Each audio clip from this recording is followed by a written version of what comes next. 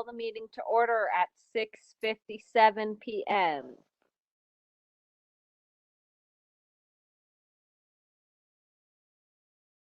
Do you want me to jump into the informational items since you kind of already did roll call? Sure, yeah. Okay. So 2022 budget season, the last time we all met, we talked about the proposed positions, the Board of Trustees. When we presented all, so reminder, it was the Parks Manager, the Sustainability Coordinator, the Grants Manager, and the Boulder County Co-Responders. When we met with the Board of Trustees, what they asked is that we actually take this back to the department and the division heads and get their feedback on what they felt was most appropriate. And at the end of the day, what we landed on is kind of a hybrid of the different positions. We are looking at moving forward with the Parks Manager as the full-time position. But the Board of Trustees did approve increasing the match for the Sustainability Coordinator to $15,000. So if we were awarded the full $15,000, the pay would be $30,000, but it would still be a contracted position. And then to set aside $30,000 for town to be able to contract with a grant writer when we're pursuing those large scale positions. So that's what the board has given green light for, and it's what we are putting in the 2022 budget. Now Garrett, are you comfortable if I share, and this may be public information, that how this could impact you in the future? Sure, yeah. Okay, so when meeting with Garrett, Garrett's at a place in which he needs to secure really full-time benefited position. So that does change that dynamic, and that in the way the position is currently being set to be funded, Garrett, I don't want to speak for you, but may likely not be able to continue forward with us in the role. That was brought to the board's attention, but they did feel that ultimately this kind of hybrid position is how they wanted to move forward. So are there questions? Or Garrett, do you have anything? I don't want to speak for you. No, that pretty much sums it up, Miranda. Okay. Yeah. Okay. Garrett, I hope you'll be able to continue with us on the contracted level. I really appreciate the work that you've done.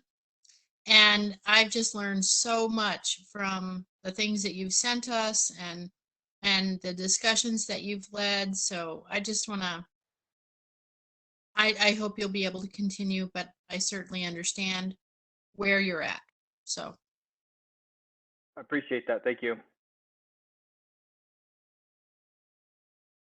I agree with that. I think it would be great if you could continue.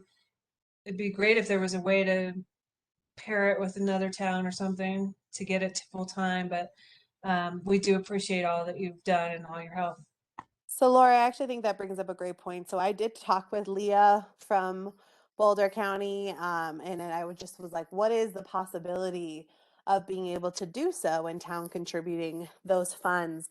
And she just said it's highly unlikely we would be able to coordinate the communities that quickly for the 2022 budget cycle, mainly because she hasn't heard from Jamestown and Ward, and she's kind of looking at it as we really need all hands on deck.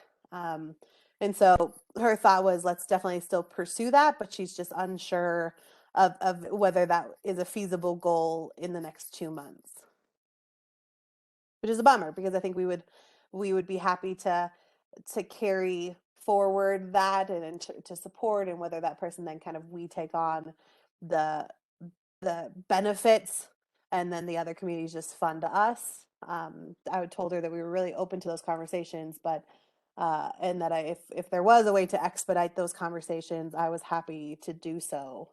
But right now, that was kind of her assessment, was it would be too challenging to do right now.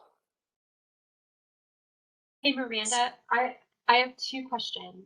Yeah. So the first one is, should we put the $15,000 match in the current Boulder County 2022 sustainability matching grant application? Yes. Okay. And the second question is, for statement, I guess, is we've been trying to get this mountain-wide coordinator for years, the entire time I've been on the board. And so I don't know it would be nice to make a strategic plan of action towards that, because we always get to this time of year and we're in the same situation where we haven't yet collaborated and gotten everyone on the same page. So I don't know what the actionable items should be moving forward, but it just seems like such an impactful role. And if we could get everybody on the same page, we could have access to so much money from the county for that position. I agree, and I guess Erica, the way, and this is nothing against Boulder County. I did kind of push back and was like, well, do you want Nederland to take over that work? I mean, if it's a matter of us making the phone calls, I just wonder if we should put together maybe a letter or something outlining that strategy and just asking for permission by Boulder County for us to lead the charge. Because I think where maybe we're failing is that this may not be their priority, so it also is falling off of everybody else's radar. Where, I don't know if it's worth writing off the possibility of making the position full time by the end of Garrett's time with his contract with us. That's, what is that, Garrett? That's the end of February. Is that right? I think so.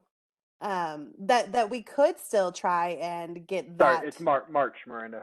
End of March. Okay, great. Even more time. Like that. Is it possible in 5 months that we could get the full-time funding available to supplement that position before the end of the contract is up? I would argue we need to lead that charge then, and I'm on board if SAB or a few members of SAB want to carry that forward with me, and we do the work.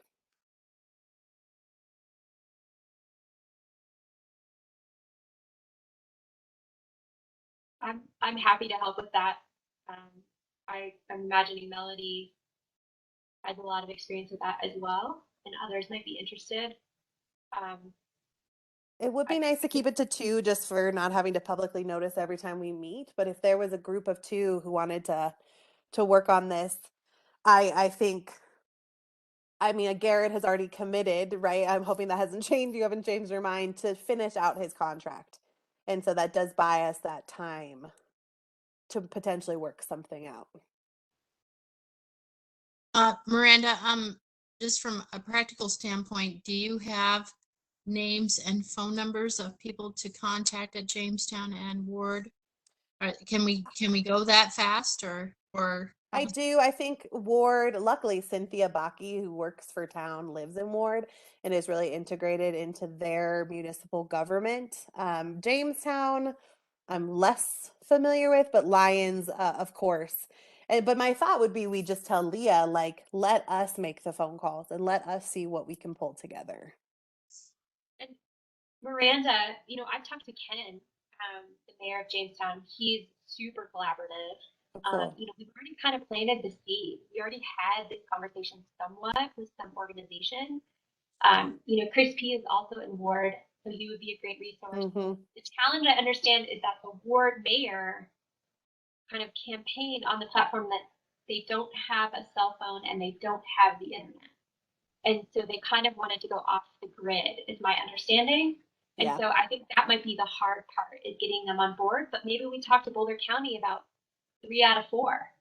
And if that's already going to be enough for them, maybe we don't need 100%, and because we're already benefiting Ward, they come and use our transfer station, like they're going to use Jamestown, I don't know what that looks like.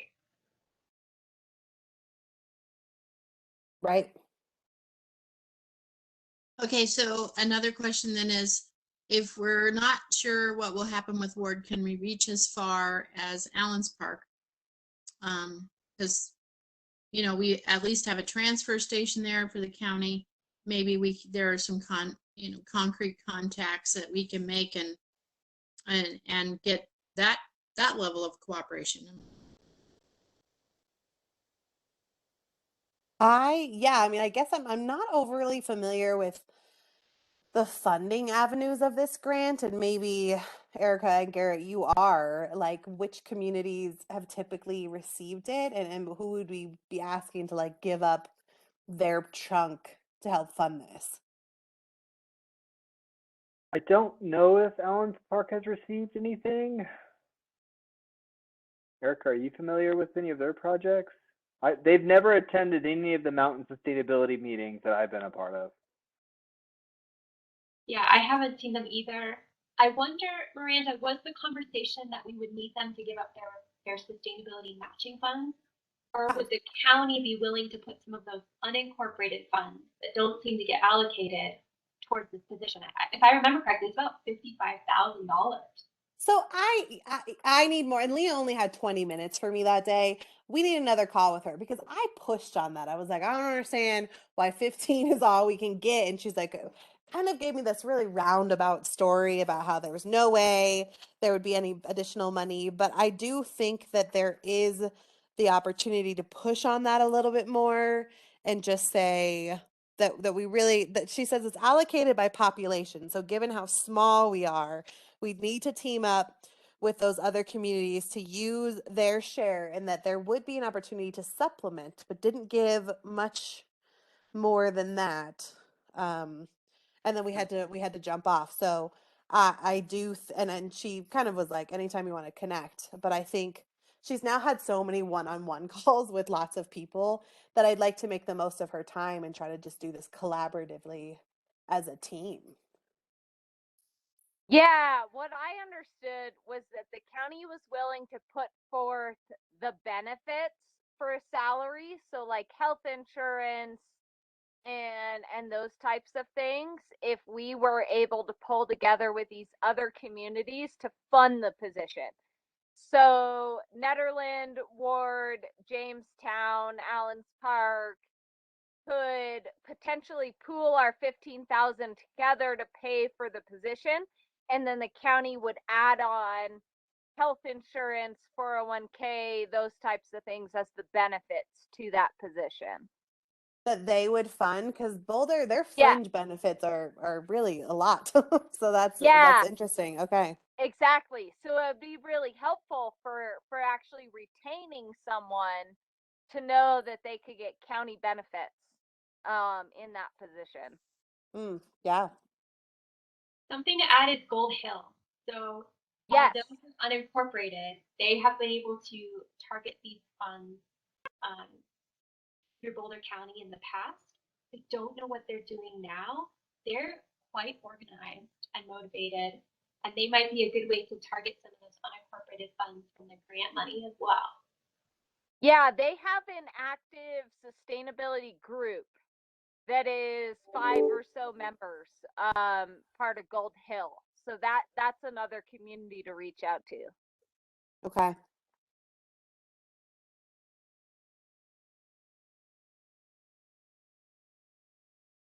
So my thought is that perhaps we connect with Leah again. And I don't know if Erica and Melody, you want to be the team to do that with me, but let's set up like yet another meeting to talk through this even more in further detail. Yeah, definitely. I'm happy to be a part of that if I can jump in at the time that it's at. I know from previous conversations with Leah and with David at the county is that they really need us as a town to advocate for ourselves, because them as county already working for the county, they can't necessarily say, hey, go give Nederland more funding, but that they need our support as a backup to be able to go to their superiors and say, yes, we're a mountain community up here. There's more than just Nederland. We service this many people. And to just keep pushing and pushing at that county level, because I think that the people who work for the county see the value that we hold as Nederland and as kind of this central place. And they also understand that we service all these other people that live outside of Nederland. And at the same time, while they're in that position, they can't necessarily advocate for us. And so for us to back them up and be like, yes, Nederland is combining with these other counties. We're really pushing forward with this momentum. and that they really need our backup as a town to be able to push for the reasoning of why it's so important to have a mountain-wide sustainability coordinator and or group, and to just keep pushing the county to get involved and to be a part of it, because it really is a lot of outside unincorporated county Mm-hmm. members that receive the benefits from our programming as Nederland. Yeah. Well, so what is there? We could probably set this offline, but I guess just really quick, is there like a good day and time that works best for you two? Or do you just want to like throw it in the chat? I'm super flexible, random in Okay. general. Tuesdays and Wednesdays are best for me because the Okay. camera isn't open, so I have time to kind of delve into other things. But I can make most times work. Okay. I know my schedule's a little tight the next 2 weeks, but let me take a look and then I'll propose something. I'll send you both an email. We'll propose something and then try to get Leah looped into that.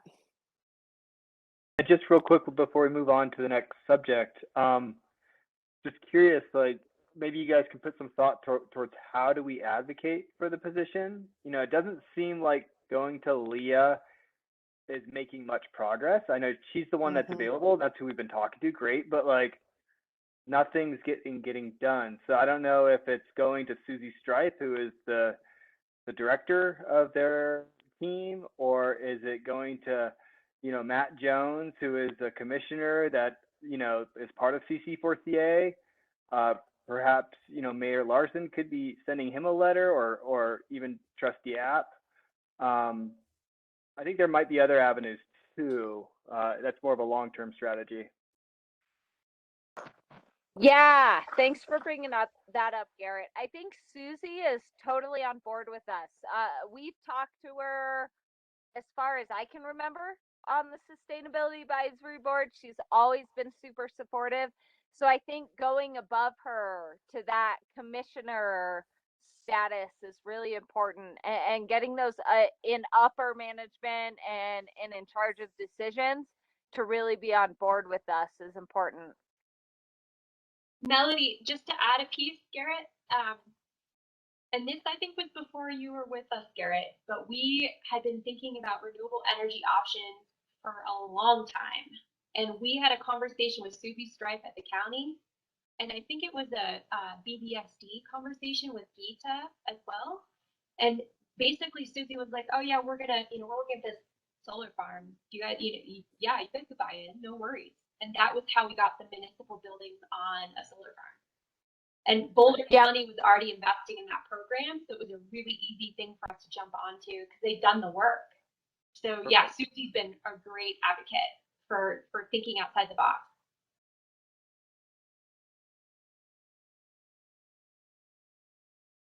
Yeah, it just seems like Leah, she's so focused on electric vehicle infrastructure programs. That's what basically she does.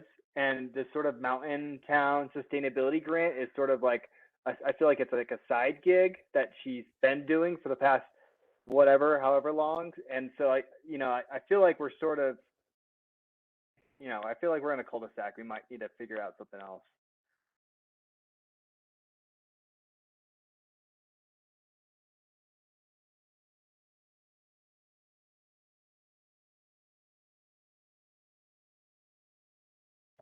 Do you feel like though it is fair to just ask Leah? Like obviously we've identified some other stakeholders to connect with, but just like flat out ask her who might be good additional stakeholders here. Yeah, I think that's a very valid question for her. Okay. Sorry, I'm like choking on my water over here. Okay. It's good. Don't choke on it. Okay, I think we'll just add that too, and then maybe Erica and Melody, we could try to find a day too to like strategize a bit more before we talk with Leah. That sounds great, Brandon.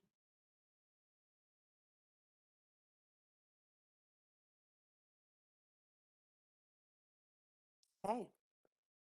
So I think then we can turn it over to Hunter if there's nothing more.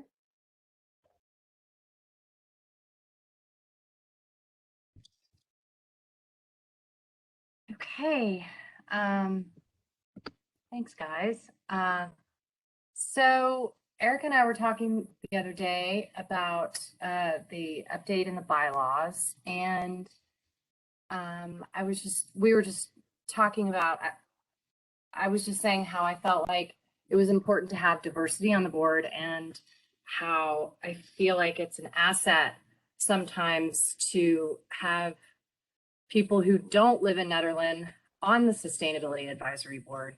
As you guys know, I work in Nederland, and during the season spend more time in Nederland than I do at home. And I think, part of the success of reaching our shared goals, not just with Eldora in Nederland, but so Eldora is trying to reach the shared goals that we have with Nederland. If we don't get 100% renewable, Nederland's not going to get 100% renewable. So it's really important that we keep those lines of communication open. And so I was just kind of talking about Play Forever, which is our corporate responsibility commitment. And there are two, and Eric had just mentioned that maybe everybody hadn't really heard about this. So I just wanted to see if I could take this opportunity to just kind of share some of the things that we've been working on at Eldora in partnership with Nederland and Nederland organizations. So Play Forever, it has two pillars. One is environment, the other is community. So the environment includes our sustainability projects, engagement, advocacy for the long-term viability of business and the planet. Our priority issues under environment are energy, waste, and land. Then there's the community pillar, which includes financial contributions, in-kind giving, and volunteerism. The priority issues under community are local relief, participation, and environment. So since March of 2020, we, in response to COVID and the challenges that COVID put on the community, we gave $10,000 to 7 different organizations in the Nederland area, one of which was the Nederland Food Pantry. So they received $10,000. We also donated all of our surplus food since we had to close early. We donate our food that we have left over from the end of the season every year. So that's something that we've been doing as long as the food pantry's been open. And so but it just happened to be that after COVID, we had a lot more food because we were expecting to be open for a month. So we donated about $6,394 worth of surplus food. And then also we started this program. Last year was our first year we did it, and it was a donation match challenge fundraiser where Eldora agreed to match donations up to $10,000 to the Nederland Food Pantry and Emergency Family Assistance Association. So we were able to we exceeded our goal, and we donated $11,396 to the food pantry, and then $11,396 to the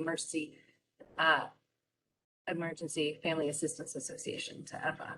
So Nederland Middle Senior High School, we donated $10,000 to the Parent Teacher Association. Every year we give coach passes to middle and high school alpine and Nordic teams. We use the Nederland parking lot for our employee parking during the ski season.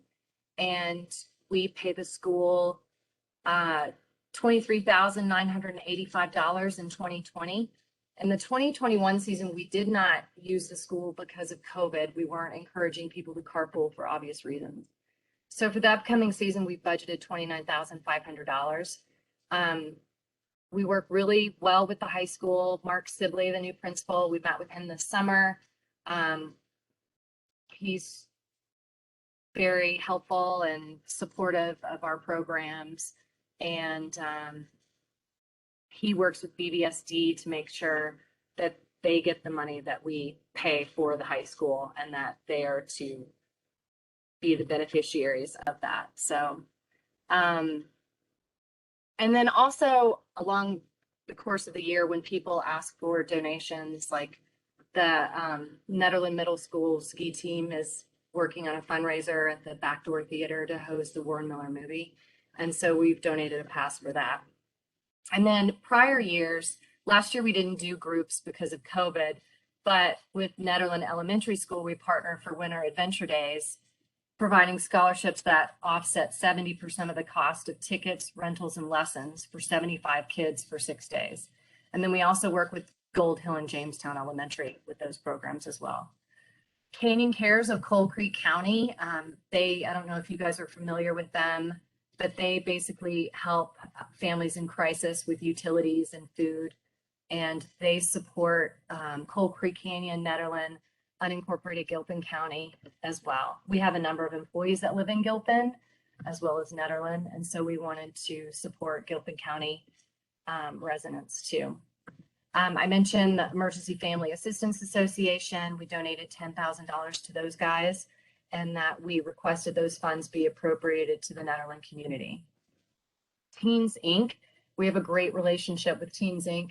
We donated $10,000 to Teens Inc. And then we do a $3,500 sponsorship at the NedNet every year. And then we have a van swap partnership with Teens Inc. They use ours in the summer and we use theirs in the winter. Wild Bear Nature Center, we donated $10,000. We do a $5,000 sponsorship at the Backcountry Film Festival every year. And then it started last season. Hopefully we'll finish it this season. We're partnering with Wild Bear and creating a trail map for this ski and ride school for the kids program. Eldora Mountain Ski Club, youth athletic programs, we donated $10,000 to them.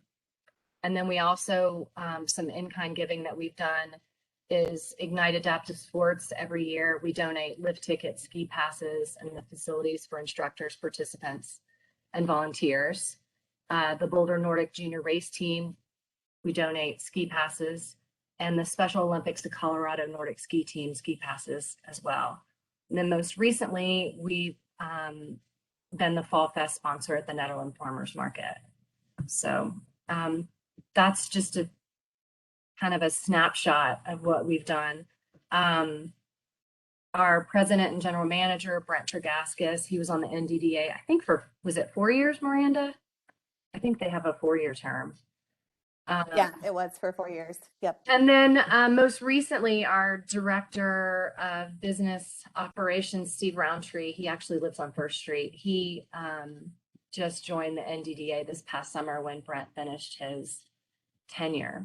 So if you guys have any suggestions, or if you feel like there are any organizations in town that you think could benefit, or that you feel like we could partner with, I'll send the link out to SAB that has where you can forward that on to any organizations or parents or whomever.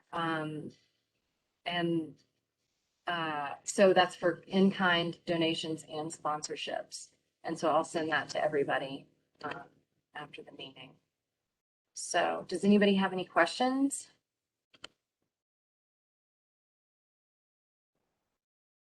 Hunter, I just want to say that's a really impressive list of community donations. And I'm just curious when the last time was you took out a half page to full page ad in the Mountaineer to just remind the community of what everything that, how many different ways Eldora is involved.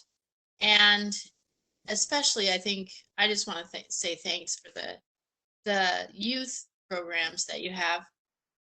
And my dad was a blind skier for probably about 6 years at Eldora.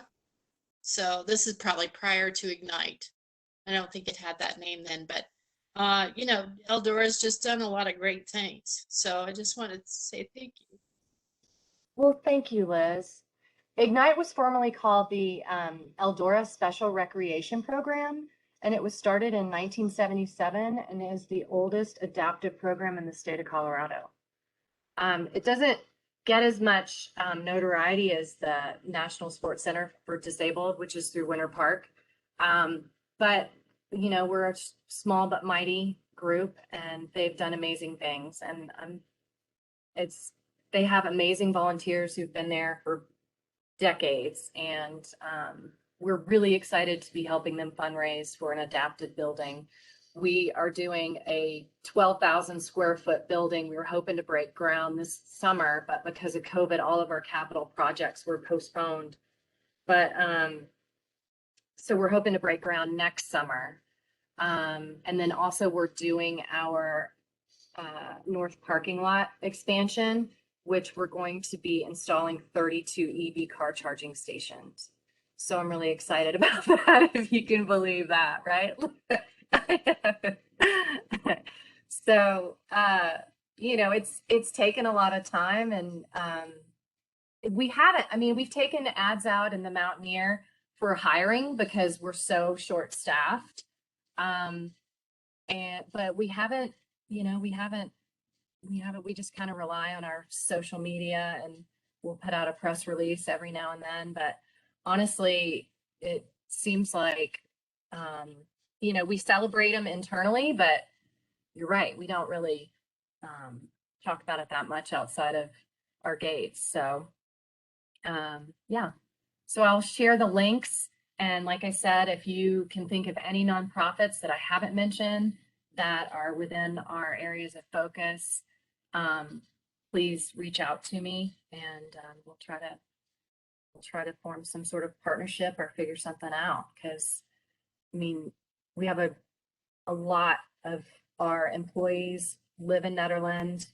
A lot of employees that work up at Eldora, like myself, don't live in Nederland, but love Nederland and have a lot of happy memories. And I mean, I learned to ski at Nederland. My kids learned to ski at Nederland. I mean, at Eldora, and going through Nederland, and just, yeah, a lot of history. And so I think that, I know the bylaws discussion is later, but I just don't want it to be lost that you don't have to be a resident to want to honor and make Nederland and help Nederland reach its goals. Like, we all have common interests, and we all have a common love of this town, or else we wouldn't be putting all the work and effort into it. And so I just don't want that to be overlooked, I guess.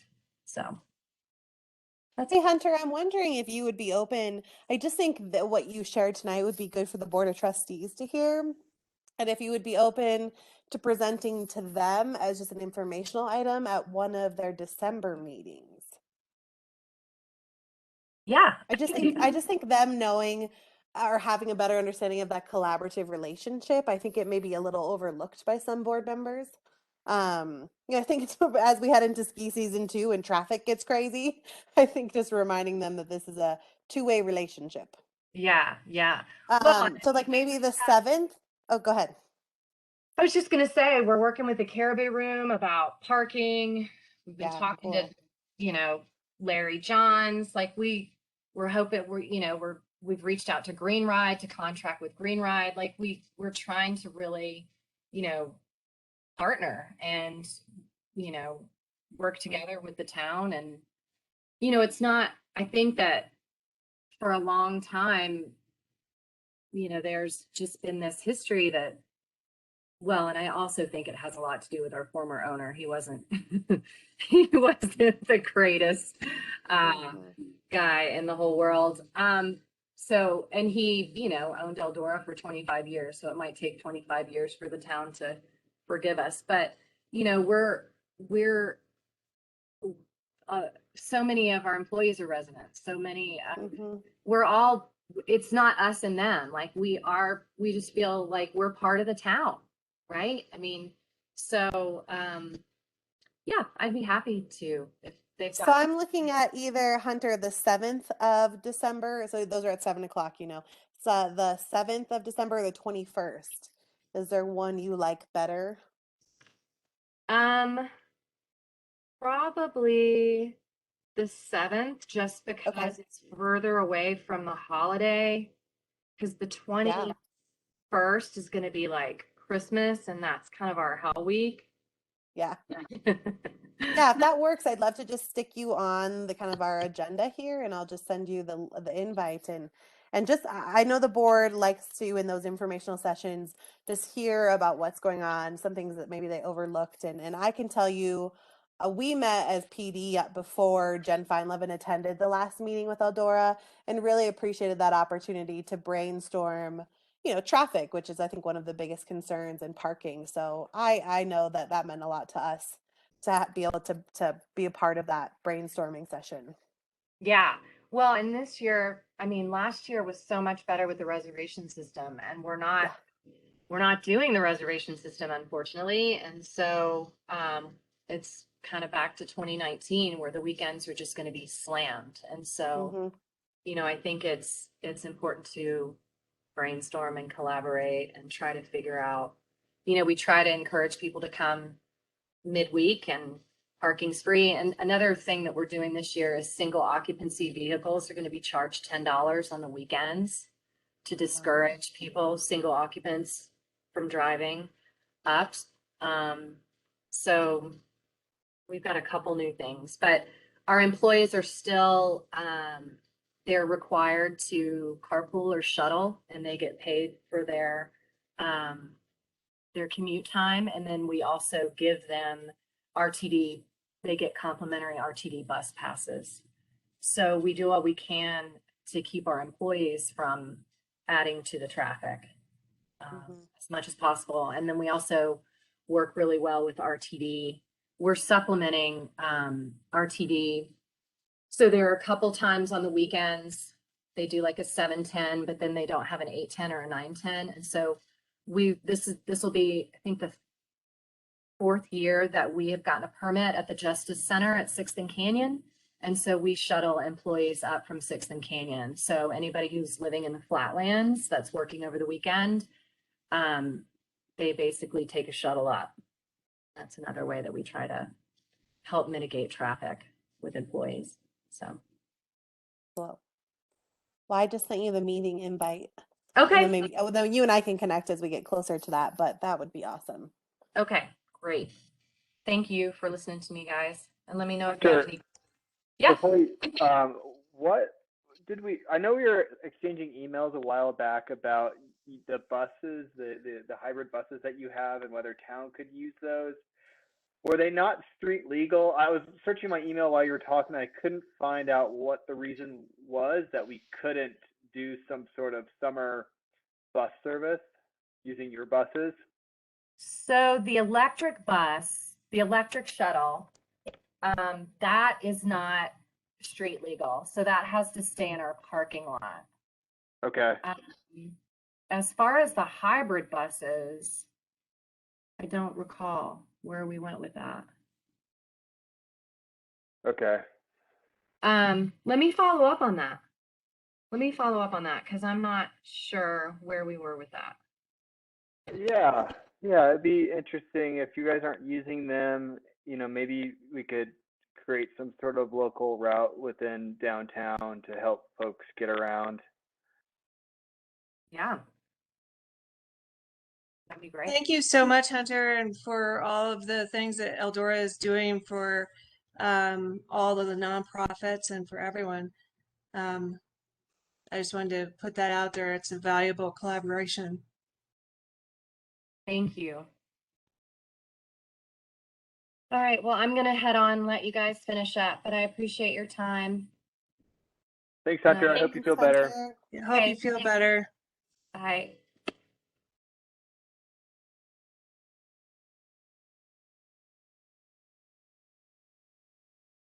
All right, what's next? I admittingly closed the agenda. My bad. Hold on. I think it's It's sustainability. the matching grant. Yep. Yep. Erica, maybe? Yep. Yeah, did everybody have a chance to look at that? I'm sorry it took a bit to get it to you guys. We just sent it earlier today. And I guess, does anybody have any questions? It's very similar to what we had from 2020 and 2021, this being 2022's application.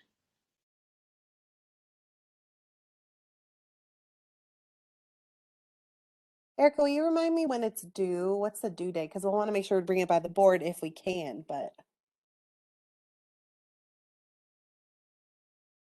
I think it's the 17th. Let me confirm.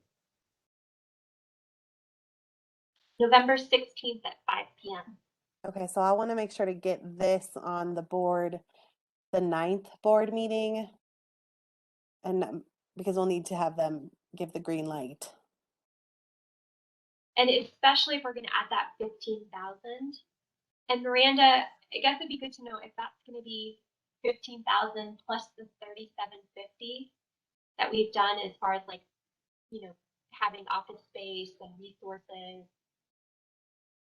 So I think the way we did it was just increasing from 37 to 15. But let me get to, I actually have that information. So let me do a little search here.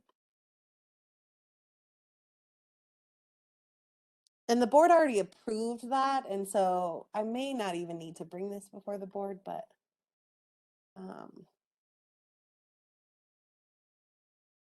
okay. Actually, let me double check with Rita actually, because the way this reads, I think it's $15,000 in addition to. I'd like to check with her. Let me confirm. Yeah, that sounds great. No rush, Miranda. Any questions?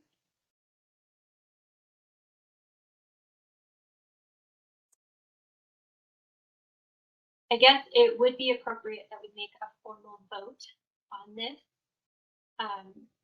Melody, correct me if I'm wrong, but it's important to add that into the application itself, just like it would be important to say that about the BOT as well, Miranda. Yep. Just to make sure we have everybody on the same page. Yeah, as far as I understand, we should have a recommendation that we make to the BOT that they approve this grant application for the amount and for the reason that we're applying for. And then the BOT officially approves it, but we as a board should vote to make a recommendation that the BOT approve this grant application.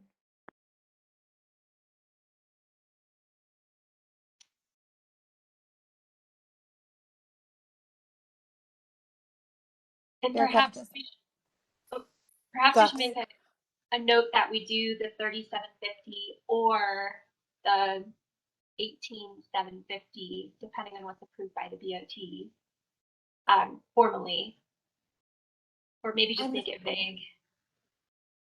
Well, I just copied you on the email I sent to Rita. I'm thinking because that 3750 came out of Chris's budget. And so that's why I'm thinking that this is in addition to, but we'll have that answer for you by tomorrow. Rita can confirm. So then you could put it in the application, in the request at whatever it is.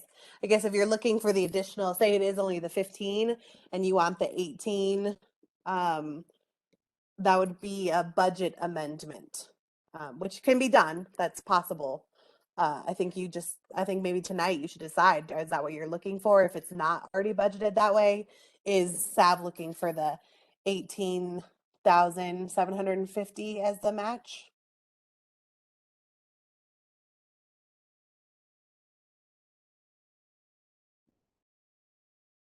Yeah, I think so. I think it's worth asking for as much as we can ask for. And then if the BOT wants to drop that down, that's their choice.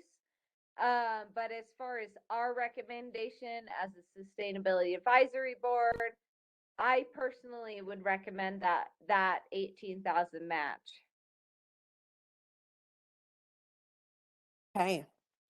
I would second that, Melody. Laura and Liz, what do you guys think? I agree. Sorry, I was changing my layout of my pictures here and I got lost on my buttons. I agree too. I think that asking for as much as we can, then it would only go down from there if they don't agree. So we might as well start there. Well, sounds good. Miranda, maybe we just say with with matching funds up to 18,750, and make sure that we don't have to go back and forth with the BOT. Yeah, I agree. And I do think that's a quick change too. If for some reason, that's why I feel like we did leave it with both. But if we didn't, I don't think that's an outrageous ask. And I am confident that Chris feels like he could still pull that 3,750 from his budget, where the remaining, the 15 is coming out of the general fund.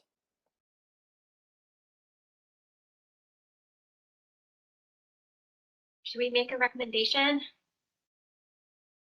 Yeah, so I make a motion to approve that we apply for the sustainability matching grant with Boulder County for at least 1875 or less to match that $15,000 grant. And that we move forward with applying for the sustainability coordinator as what we're funding with this grant application.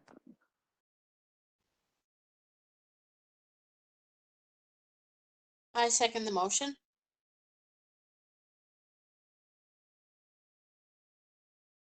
All right, and then we'll do a vote to make sure everybody's in favor. So I'll just go down as who I have on my list here. Melody, yes, I vote yes. Liz? Yes. All right. Erica? Yes. And Laura? Yes. All right, so everybody who's present has voted in favor of that motion.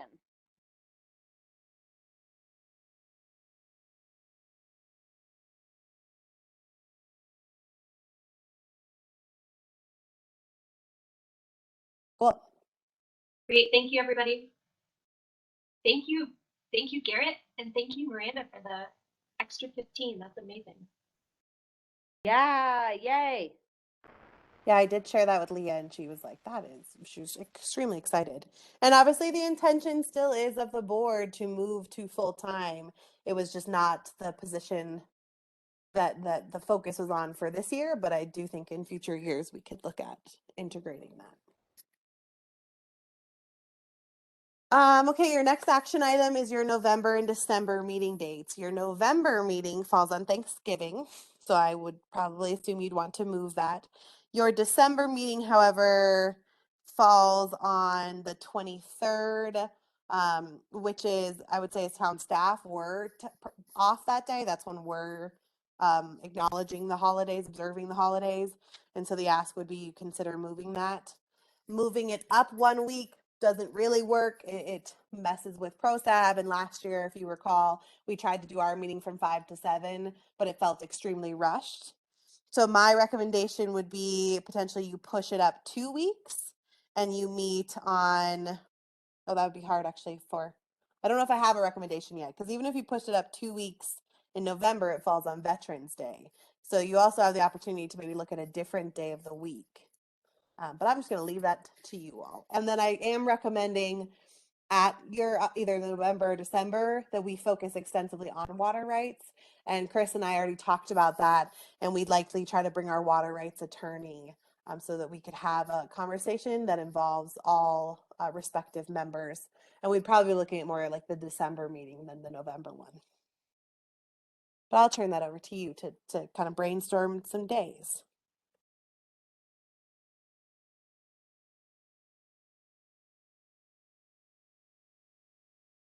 Yeah, so is there a general day that people feel more available during the week? Like Tuesday's a great day for me, but then we also have regular BOT meetings that occur on the first and third Tuesday. So the second Tuesday of the month or the second Thursday of the month. Is there any particular day that people are more available? Otherwise, we'll just kind of pick a day.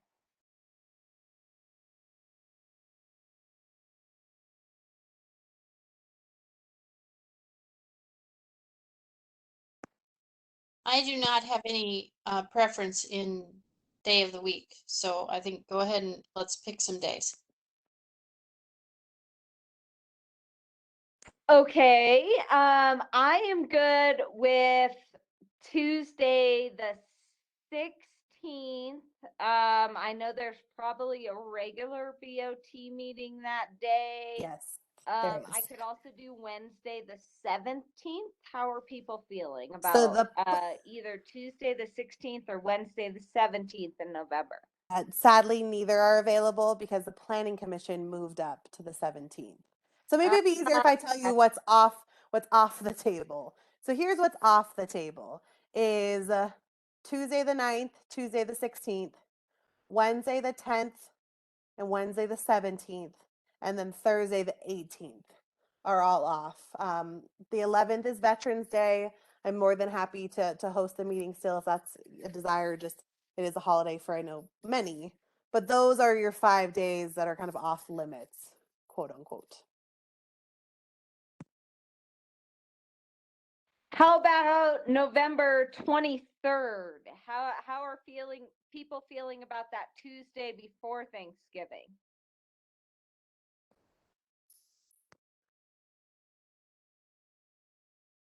I'm good with that. Would that work for others? That works fine with me. I'll be in Illinois, but it'll give me a chance to escape the in-laws. Always good. I'm Meetings are always feeling a great similar. reason. We I can are be available. driving to Idaho, and I'm not exactly sure how long it's going to take, but I think that would work. I can be available.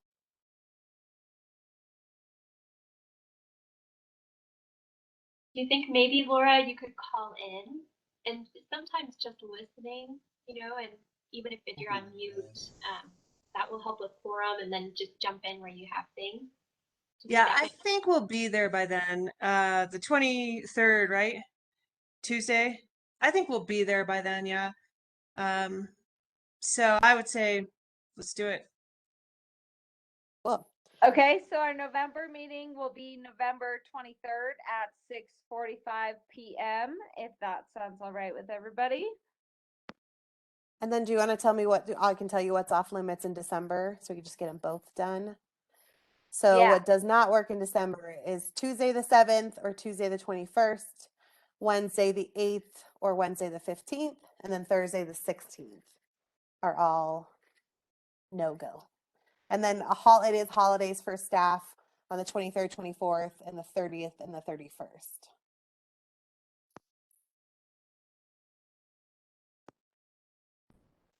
So you could do like Tuesday the 14th or Tuesday the 28th if you wanted to stick with the Tuesday track. We could also do Thursday the 30th. Oh, that's true. That's Yep. the 5th week in December, the 5th Thursday. Well, actually, that's a holiday for town staff. So the only challenge is I just don't know if you'll get me. But if we're trying to have like water rights, we may struggle to get the rest of the staff. Okay. So you could also do the Thursday the 9th if you wanted to go up.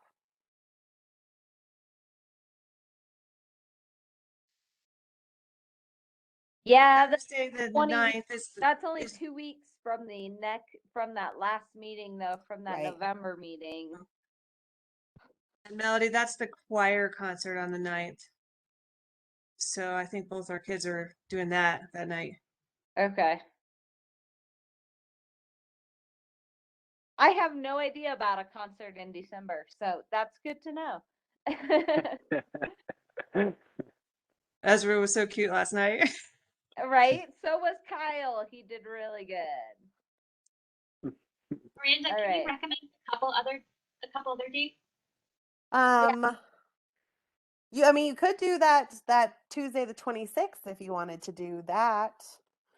Oh, sorry, I'm looking at October. I'm like, wait a minute, that seems weird. Okay, Tuesday the 28th, you could do that.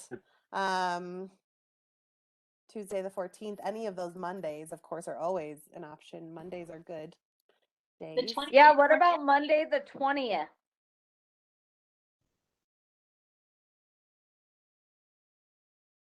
That works for me. That works for me. That works for me. Okay. Yeah, Sounds I think good. that'll work. Let's go with the 20th then. Hold on, Melanie, we didn't hear from Yep. Liz. What'd you say, Liz? Oh, I'm sorry. I just said, I think that we can make the 20th work. That good. Okay.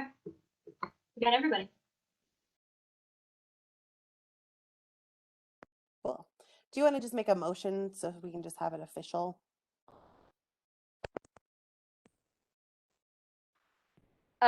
So I make a motion to meet on, what was the November date? The 20th. November 23rd. Yep. November 23rd, Tuesday at 6:45 p.m. and December 20th at 6:45 p.m. Cool. I second that.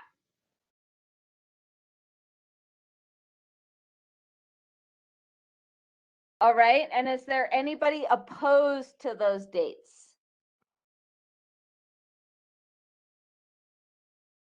Hearing nothing, we'll say that all are in favor of November 23rd and December 20th.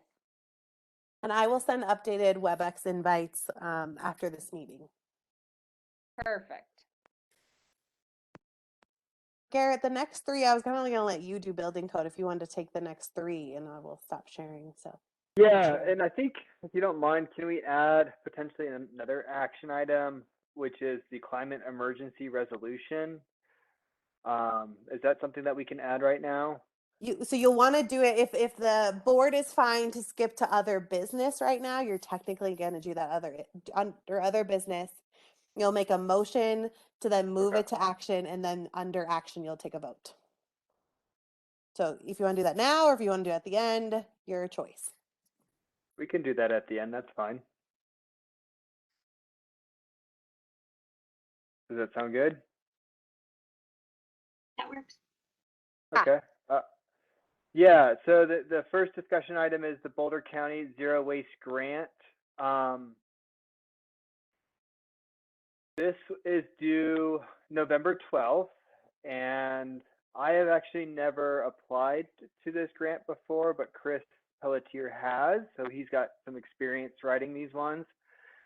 And the grant application that we're putting towards is funding to purchase compostable to-go-ware for businesses. This actually came from Barb Hart from the NDDA. This is her idea, and I just heard about it yesterday. So I'm very much trying to figure out sort of the scope of this, but I see this aligning with the Green Business Program and sort of being able to offer this service for businesses. Where I could use your help is determining the educational components of this effort. You know, we don't want to just give compostable ware to businesses. That's great, but we also want to educate them and also the people that go to those restaurants. So I don't know if we want to do some sort of poster in the window where we could advertise the Green Business Program and then also have some facts about composting and the importance of composting.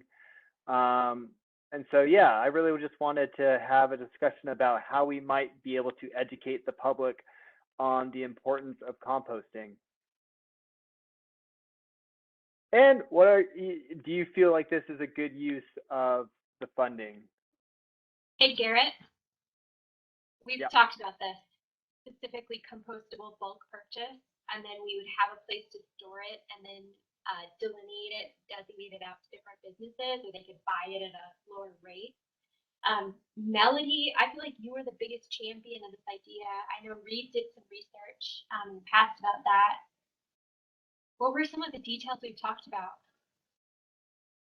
Yeah, so some of the big things were just how expensive compostable takeout ware and such is for businesses, and how making it really easy to get that compostable takeoutware is important for businesses, because I think a lot of them want to support recyclable compost, compostable takeout materials, but the upfront cost is really a burden when each business is purchasing it on their own.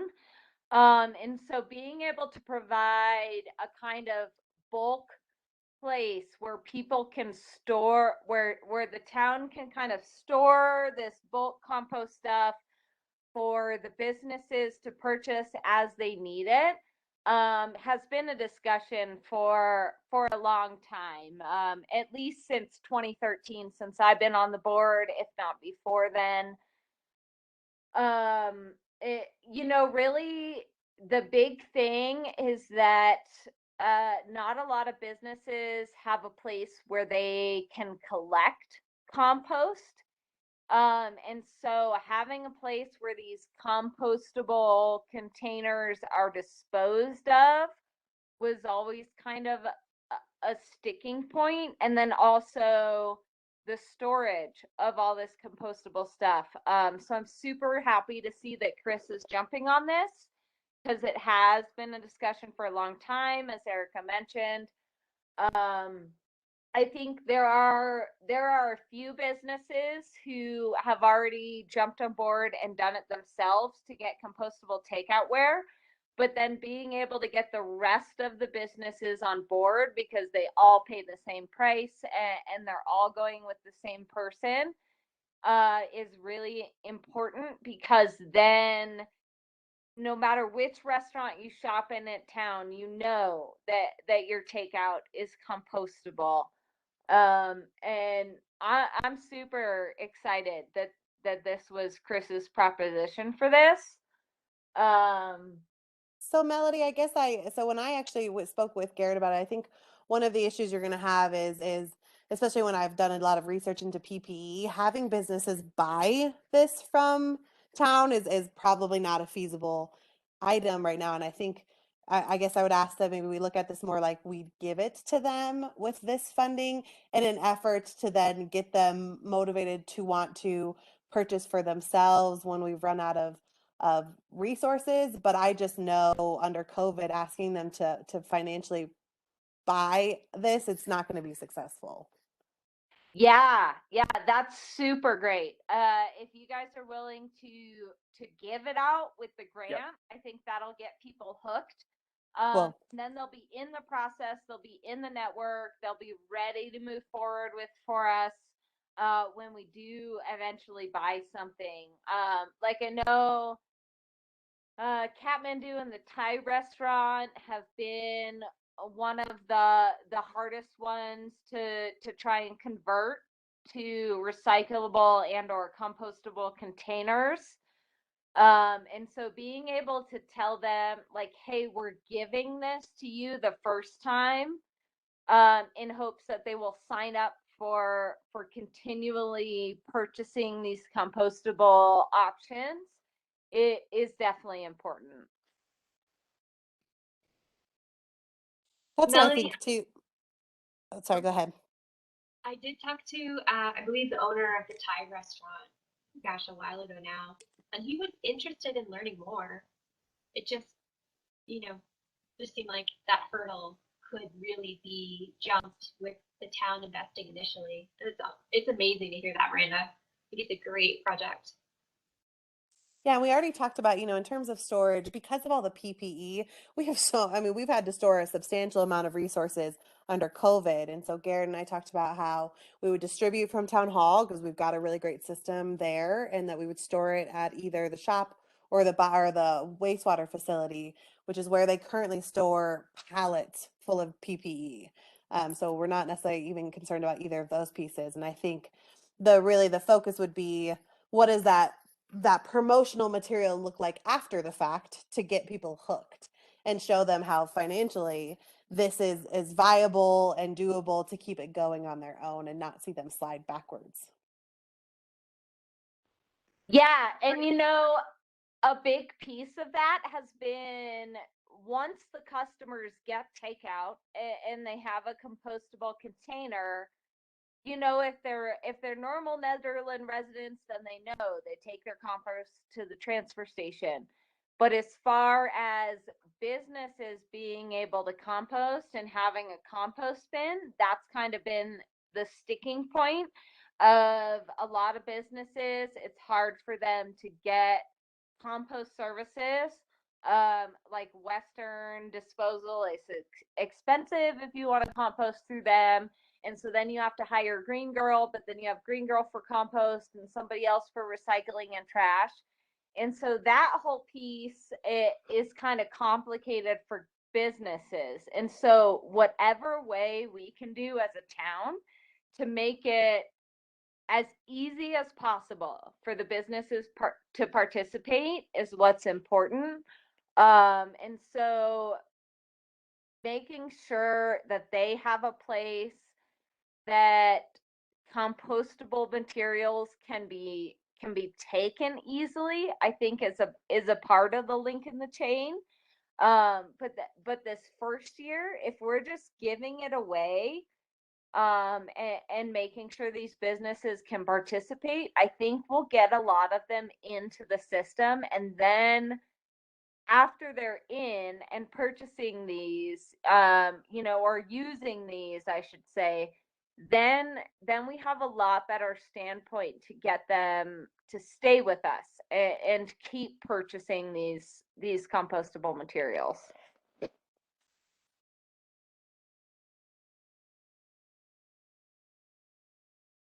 Yeah, I mean, I think it goes back to it's expensive for these restaurants to purchase by themselves.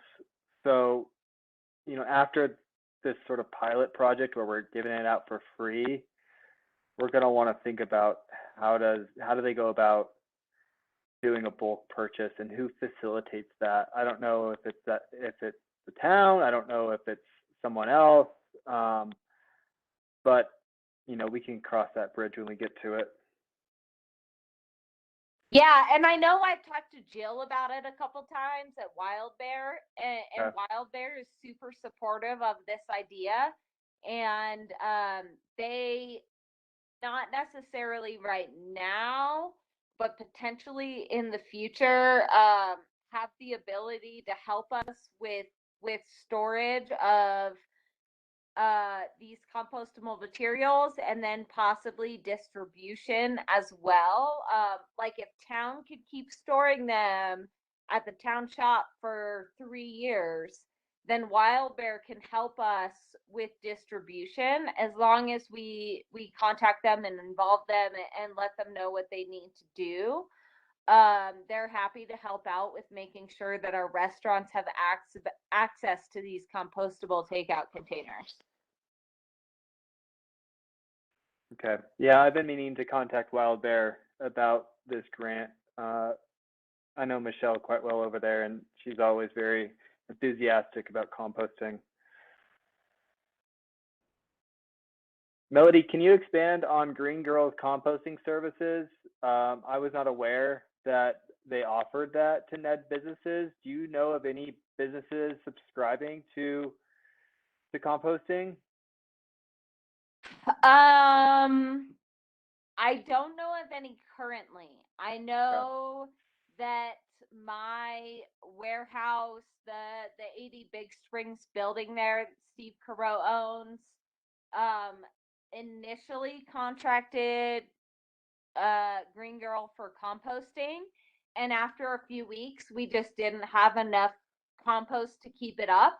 And so they paid the maintenance guy to take the compost for the building up to the transfer station, because that's $5 a compost bag. And so that was a lot cheaper than contracting Green Girl. And I think that's where a lot of businesses run into an issue, like the same with the carousel that I work for now. We used to contract Ned Compost to come pick up our paper towels and compost them. But with Ned Compost no longer in the picture, it's I think it's like $20 a week or something like that for a green girl to do compost. And then they have another fee if you want to do recycling through Green Girl. And so a lot of businesses opt out because they have Western Disposal as their trash service. And so then paying Green Girl as a separate trash service to come get the compost is an added expense that's not necessarily worth it. But there is definitely a want to compost. It's just a matter of, is it economically feasible to do so? And when Ned Compost used to drive around with their bicycle and pick up all the compost, it was feasible. But without that happening, Green Girl is a little bit more expensive when some of these businesses don't have a lot of compost. I think the restaurants were the ones with the biggest amount of compost, but that's a matter of training employees to separate out the compost and the food waste from all the other waste. And that's a tough part for a lot of businesses, is training their chefs and training their staff to actually utilize that compost in a way that if they pay somebody to pick up that compost, it's actually worth it. So I'm not really sure what the best approach is, but I know that there's a desire for it. I know that business owners want to compost if it can be easy and simple for them to do so. Okay. Yeah, and Western doesn't provide composting services in Netherlands. I think Western does, but it's like another $100 a week. So Yeah, it's an excessive cost when we're talking about paying somebody to drive up to the transfer station with a $5 bag of compost. We're talking about $25, whereas Western wants to charge 4 times that amount for compost pickup. yeah. So being able to provide these guys with a way to pick up their compost seems to be the biggest hurdle. Yeah, I mean, I know Eldora composts and they use Western, but they're composting in big dumpsters, 30-yard dumpsters and that sort of thing. So it makes sense for them. But just so you all know, I wrote a letter with Greg Wilson and gave it to Ned businesses in the Caribou Village shopping area to see if those businesses would be interested in teaming up together to sort of implement a composter type idea. And so I haven't heard from Greg, but he's supposed to hand out those letters and get feedback. And if there's enough businesses, then maybe we approach Tebow and we could put, a composter behind BNF and give all of those businesses in that area access to Greg's composter. And so we're sort of just kind of playing seeing if that might work. Well, that sounds like a great idea. I'm just kind of weighing in on what I know about composting in Nederland. And so as of 2 years ago, when I set up the compost program at the elementary school, Green Girl was not composting at all. So if they've started, that's a step in the right direction. And then I think the other thing that I just continue to try to bring up is, I think, the compost, it's a trailer that goes up to the transfer station. I think one of the ways that we could encourage businesses on First Street and at the Tebow Plaza to recycle is, could there be a day where the compost trailer just comes through town?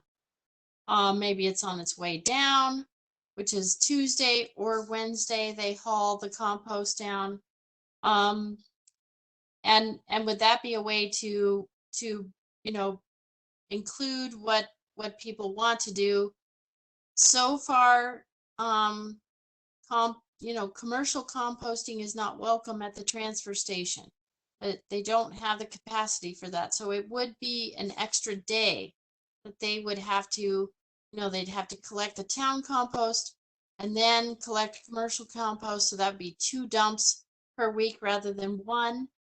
And I don't, if this is the other piece I think I heard when we were talking about this is if Eldora has a commercial composting contract with Western, is there a way for the town, the businesses in the town to connect with Eldora? Could that be a possibility that we could kind of piggyback on what they're doing as a way to get businesses to start to compost? These are just some ideas, and I love the idea that you have a way of providing free compostable containers to restaurants because you just have to put an end to styrofoam. So thanks for that. And that's a good point, Liz. There's legislation out there where now municipalities can place a styrofoam ban. I don't know if it's next year or the year after, but I know Lafayette's looking at doing that. So that's maybe part of the education is also the significance of styrofoam in our environment. So I'll just make note of that we can include that in our information.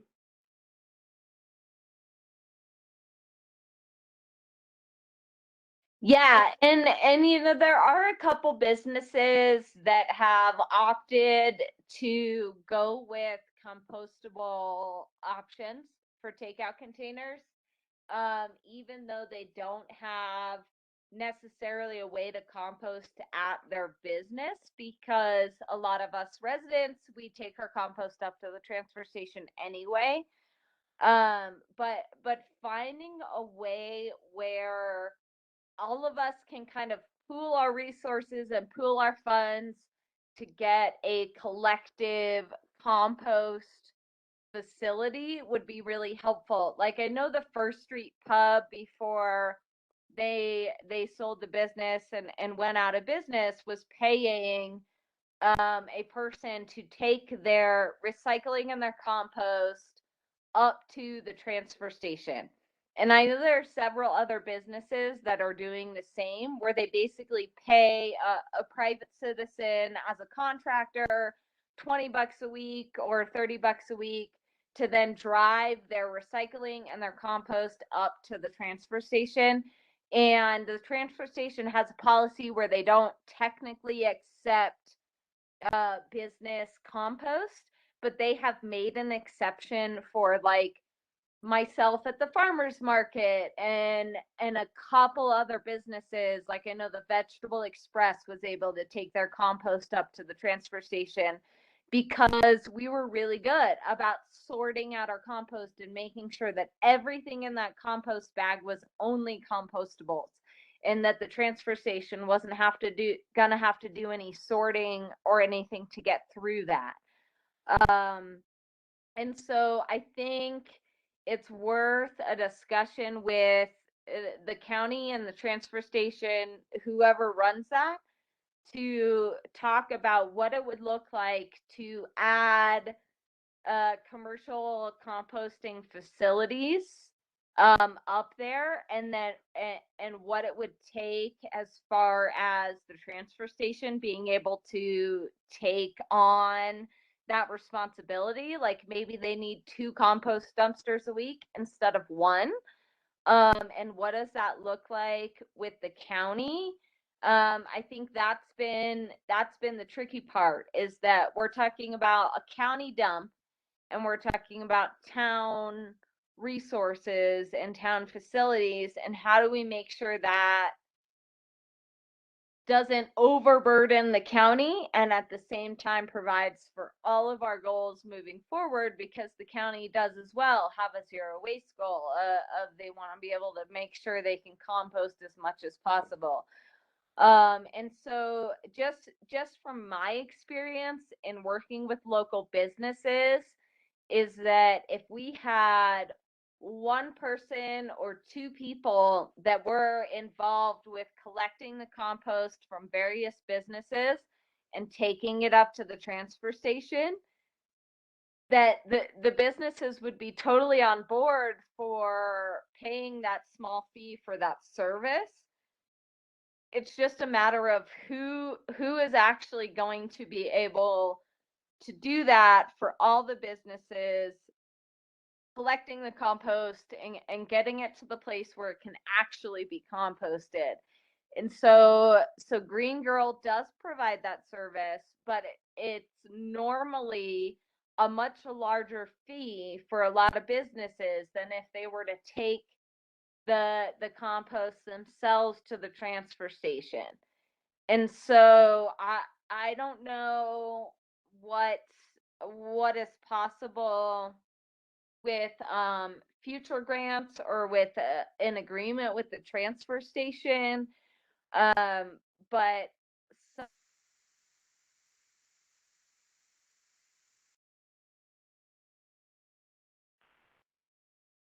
We lost you, Melody.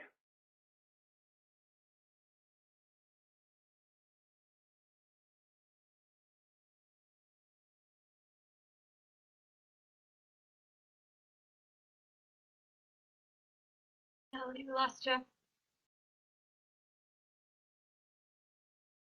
Garrett, I do wonder if it's worth reaching out to Cody and see, what the options would look like, and maybe talking to Susie. Like, Yeah, can we? no, yeah, Cody's on. So Cody attends our zero waste subcommittees. We talk about how do we get Ned businesses to compost. He's afraid to open it up to businesses, like officially. Like he doesn't have the capacity right now with that one trailer, and it's gonna cost. Someone's gonna have to pay for it. The county can't afford to have another trailer up there. I don't know the details on what the cost was. I think it was like $5 or $6 grand or something like that, maybe more. Yeah, I think we could probably talk about this for another hour or two, but we should probably move on. We've got a zero waste subcommittee, and so we certainly talk about all of these issues. But hopefully starting a green business program as well as this pilot project with giving out to-go-ware, hopefully we can sort of push that needle a little bit further.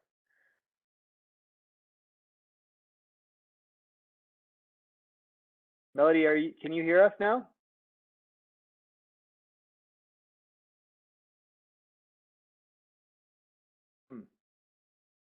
We still can't hear you. Are there any other, before we move on to the next agenda item, any other thoughts on the compostable to-go-ware? I think that's great. How long do you think that the supply would last? I don't know. I'm meeting with Boulder County next week to get an idea of we've got 12 restaurants from what Miranda told me. I don't know what $15,000, like how much compostable ware that will cover. So I'm trying to get that idea when I speak with them, because they've done bulk purchasing and they've done handouts and that sort of thing. So I'm meeting with them to talk about that. I think I don't know what the timing is exactly, but it could be cool to tie it in with Thanksgiving in a way. Like, we're thankful for the earth. We're thankful for the restaurants in town. We want to give you this gift to try to, help the restaurant save money and help the earth kind of message maybe Yeah, I mean, we're certainly not going to know whether we get that funding. by then. But yeah. I mean, it's due the 12th. We're probably not going to know until, I don't know, end of December, January. Okay. I don't know. Well, thanks.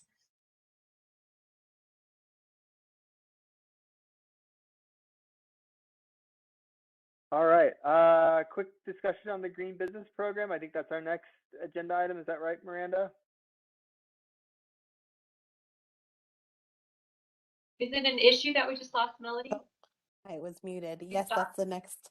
You don't have anything you're voting on. So no, but it will be an issue if we don't get her back for your other business item. Okay. So Green Business Program, myself and Matt Hannon from Boulder County's TASTE program presented to the NDDA last month as an informational item. We are presenting again at the next NDDA as an action item to get their support and then move the Green Business Program in front of the BOT. The feedback that I got from the NDDA was that we should really be stressing the economic sustainability side of the Green Business Program. You know, our restaurants and businesses investing in local companies? Are we creating circular economies? And that's certainly part of the Green Business Program, creating sustainable business practices. And as well as, you know, saving businesses money. You know, some businesses don't care about GHG emissions. They want to see that bottom line. And so that was really the two big takeaways for me. I would say, you know, everybody was very supportive. You know, Matt being there, he's done this, you know, loads of times working for the county. So it was great to have his expertise on the call. Miranda, I think you were there. Any other thoughts on how that meeting went? No, I think that it's you know, I'm glad to see that the DDA was receptive and that they want to support this. I feel like maybe historically that hasn't always been the case, and so it seems to be a priority, and I'm excited for this to come back as an action for it to then start to move forward. Yeah, and I love that the DDA is wanting to do the compostable to-go-ware, right? Like that actually came from them and not from the SAB. So the partnership is already coming alive, and we're not even like, you know, we haven't gotten that far with the Green Business Program. So it's nice to see that relationship building. And so, yeah, are any questions on the Green Business Program?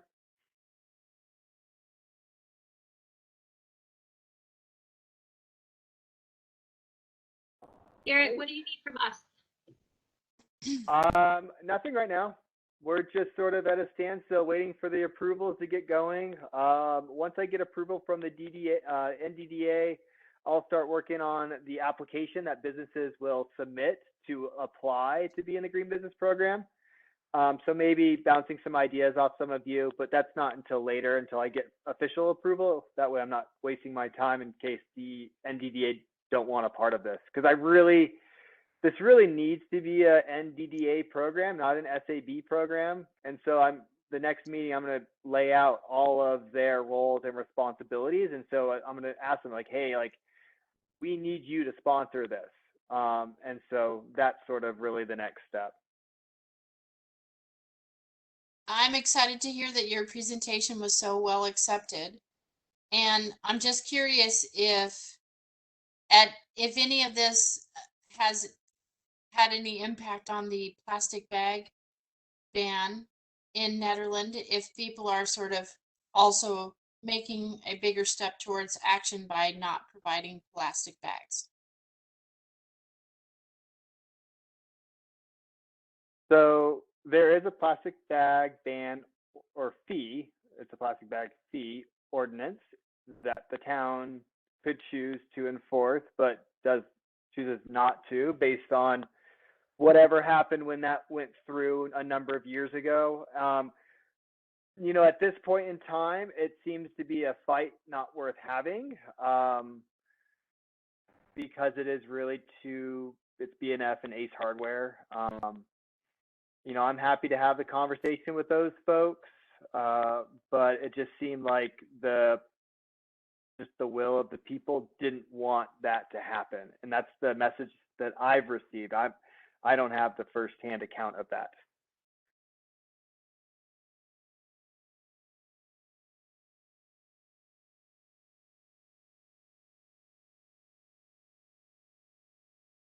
Hey, Garrett, quick question. Where's our sun share conversation? I know I talked to them about a month ago and they said they were about 80% sold on the next solar farm. And that could be a really good opportunity for our businesses if they're already on wind source, it's slam dunk. And then I'm just curious how many residents we've had sign up, and if that's something we could chat with Wildfare about, if they might know what that looks Yeah. like. Yeah, it's funny you asked that because I was searching my emails with Hunter and I came across Millie and Michelle. I haven't heard from them in a few months, so I'll email them and CC you and we can figure out how successful that has been because I'm not sure. And then it'd also be good to advertise that a bit more if we can. I know we have it on the town website, which is great. Thanks for doing that, Miranda. But if there's other avenues that might be easy for us to share that platform, that'd be great. Yeah, I mean they've done a pretty comprehensive job in outlining the outreach and marketing. Let's see how much we have, like how many subscribers, and we can review their strategies again.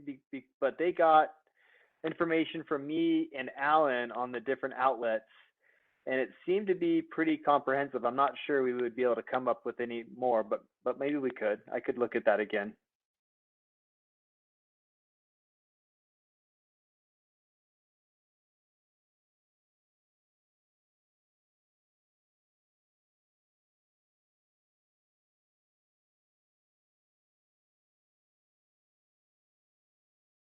All right, moving on to the 2018 building code. I don't know what's on the agenda if it says EV and solar ready, but It that's what doesn't, I'm but going I to talk. figured that's what you would talk about. Yeah, so that I'm going to talk about solar ready homes, as well as electric vehicle charging ready homes.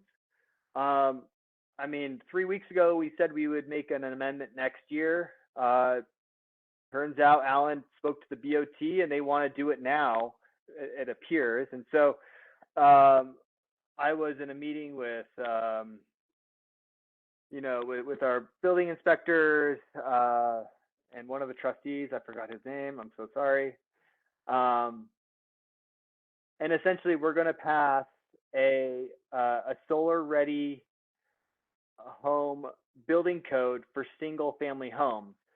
So when builders are designing their homes, they would have to show their plans to the planning commission or the plan review board, and they would need to ensure that the home is designed to maximize the roof space available to install a solar panel system. The code does not say you need to install a solar panel system. It just needs to be solar ready. So all of the conduit needs to be, available and routed to the roof. You need to have space for an inverter. You need to have space for potential battery backup storage. It's a lot. It's very cheap to do all of this up front, especially in the design stage. It's very expensive, or twice the cost of doing it once the home is built. And so that's the logic in implementing a solar ready home. Any questions on that? I know that was brief. I've actually have some written documentation that I presented a few days ago, and I can send you all that information as well. It's got more technical language to it. Garrett, I have more of a question. I talked to Alan about, he had presented the fact that the concept of, if a home is over a certain square footage, that home should be net zero as far as its carbon footprint. And he was explaining that it wasn't actually met with any support from other BOT members. And I kind of talked to Alan about how can we support that idea a bit more. And again, it's just for a certain square footage. It's like 4,000 or 5,000 square feet, right? It's a monster home. And basically, it would just require that those homes have a solar panel array, basically offsetting their energy footprint. I don't know how folks on this call feel about that, but Alan just kind of felt like he was an island. There really wasn't any other support from what I gathered from him. Do you guys have any ideas on that as far as, the solar ready concept and then this requirement for large square footage? So maybe Alan and I need to connect. So the building code is structured so that any home over 3,500 square feet needs to meet an energy rating index of 35, 35 and or lower, which the lower you go, the more energy efficient it is. Net zero is zero. It's just, I mean, it doesn't actually, you don't use energy. You actually, the home produces more energy than it uses. For homes that are big, 3,500 and greater, the energy rating index is so strict that these homes are likely not able to achieve those numbers without putting renewable energy on top. So you could call it an offset, but really you're still needing to make this home really energy efficient, and you're sort of just supplementing the renewable energy just to lower the energy scores by 5 or 10 points. And so I don't know how much, I haven't talked to Alan about it. I haven't gotten the sense that there has been any pushback on that concept. So that's news to me, Erica, that he feels like he's on an island. Miranda, maybe you have some perspective? No, I don't either. I haven't heard that. It's new to me as well. So it would be good to get that understanding. I do have a meeting, Garrett, with Alan on Tuesday. So if you don't get a chance to connect with him before that, for some reason, I'm meeting with him like one-to-one, face-to-face, and can bring this up too. That'd be great. And maybe I misinterpreted him, but so that's already in this code that we're adopting or planning to adopt. Yeah, that is pretty standard 2018 code. We amended it just to make it a little bit more stricter to align with Boulder County's building code, for new builds, not for, any enhancements or retrofits or adding square footage. This is just for new builds. So yeah, we're adopting what the county says are, building, are their energy codes.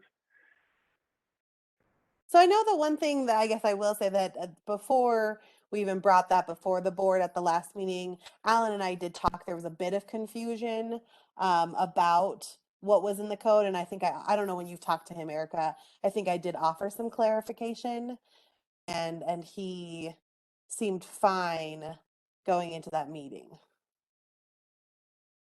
Okay, it's probably a non-issue then.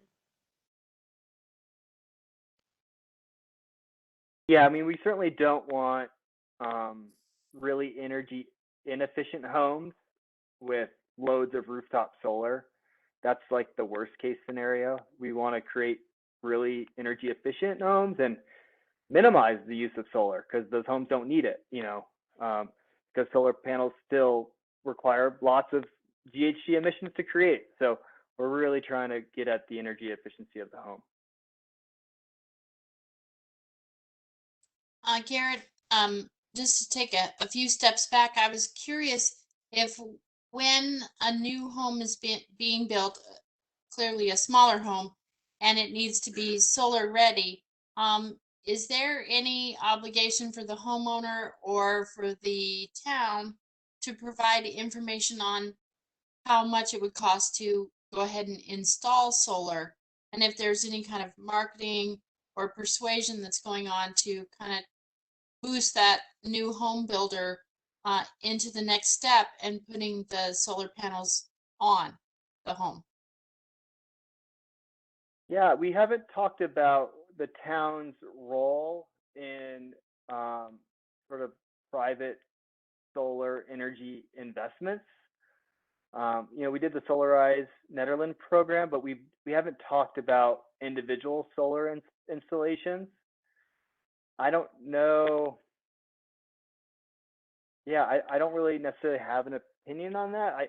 I kind of get uncomfortable when I'm trying to sell solar to somebody, but I think we can provide educational material. I don't think that's out of the realm of the town's ability. What do you think, Miranda? No, yeah, I agree. Yeah, so maybe during the design or the planning and reviewing stage of a new home, we could provide them with some information on vendors to contact or price, general pricing information, that sort of thing. I think what we'd have to do is probably just link to external websites, because the one thing we can't do is like, we can't drive anyone to any particular vendor. We can exactly that, Gary. Like, we can just educate, but we Yeah. can say like, here, what we can do is say, here are the businesses that are licensed with town. And that's a kind of guide, help people in that regard. And so, of course, it would be in solar companies' interest to want to register and get a business license. But we do have to be careful of making sure we're never promoting and we're just solely educating. Or better yet, hey, our Solarize Nederland program kicks off in January. Yes. Here's all the information. This is the price that we got last year. This is how much it's going to cost. We already have your roof laid out, design. I think that would be really easy and super convenient for the homeowner. Something to add to that before I forget, Garrett, Allen, and I were on the CC4CA retreat last week, Thursday, Friday, and it was a crazy gather virtual platform. You guys want to talk about it? It was wild. It was like Zelda with a bunch of climate people, and for the first time trying to use the platform. But there was some Summit County folks there, Miranda, and that's what they're doing, is they're actually doing a yearly Solarize campaign as well. And it sounds like there's some other folks trying to do the same thing. So Cool. Yeah, and Mayor Larson said, hey, are we going to do this next year? And I'm like, we can't, because we don't have our staffing, sorted. So we don't know if we're going to have staffing to be able to organize it. So that's one of the issues with having a contracted staffer, is that we can't plan for this person to be available in a new contract. So that's one of the things that we would benefit if the town could support either a part-time or a full-time non-contracted position.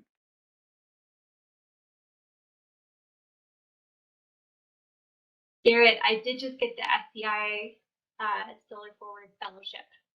So I am now working with them, so you guys know. Oh, that's great. So you're working with Ellen? Yes. Ellen Ross. Nice. Yeah, I've known her for a couple of years. Cool. Congrats.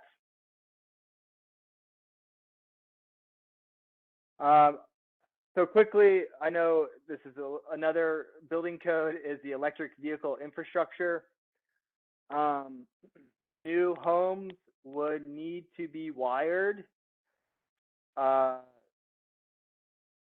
least the conduit would need to be wired so that the home could easily install an electric vehicle charger, like a level 2 charger, not any crazy fast charger or anything like that. There's not too much to add. There is some technical difficulty or some nuance to that with the electrical diagrams and that sort of thing. I can send you all that information, but that's essentially what we're doing. Making it easy for people to install solar and easy for folks to throw an EV charger in their garage. All that stuff is a lot cheaper in the design phase when the walls are ripped open and you can easily throw conduit in there rather than after the fact.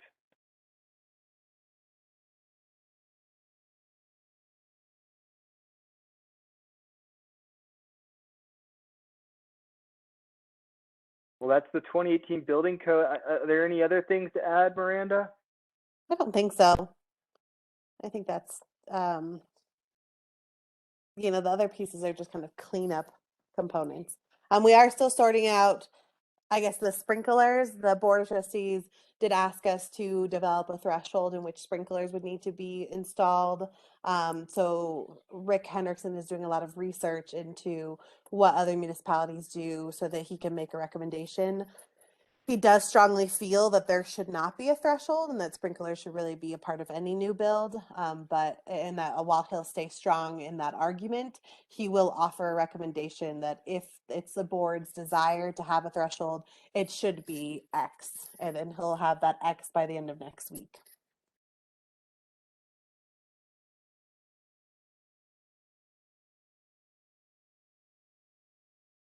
I think that's it. So the next things on the agenda I know we're getting late, and so I guess I just want to kind of pulse check the bylaws. These aren't urgent by any means, but I know it could be a lengthy discussion, plus the upcoming action item. If Melody and Laura and team, if you want to move that to the next meeting, or if we want to dive into that tonight. I just want to say, I think we've had a lot of outside the meeting discussions on bylaws. If we could just move forward and kind of create sort of a summary, I think there's still a lot of questions out there. Something that we can take back to the Board of Trustees, and sort of move this discussion forward, because I feel like we already have spent a lot of time, and I think we can make some recommendations tonight. Okay, great. So I have it pulled up on the screen. I think the first thing is you have, so you've got two different missions, and I don't know if you just want to kind of like vote on it. Two different recommendations from two different board members on how the mission could read.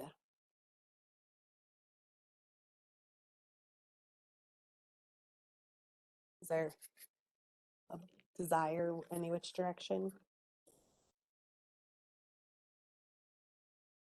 I think, Miranda, it's important to say, we're missing a couple board members as well. And so if we're going to actually amend bylaws, I think we should have full representation. Okay. I don't know if that's necessary, but something to think about. Yeah, I mean, it's really your call. Again, these bylaws it's not urgent. Of course, we'd love to get them all set. ProSab needs a little bit more time too. So if there's a greater interest to take this, what I'll tell you ProSab did is ProSab picked one person to work on the bylaws and to, rather than have this red line, to really just, connect with people one-on-one, make the recommendations, and then turn it back around. So it's not necessarily like voting between components. It's like, this is what we feel we're going to land on. That is one way to approach this, is just to assign this to one person to work on finalizing.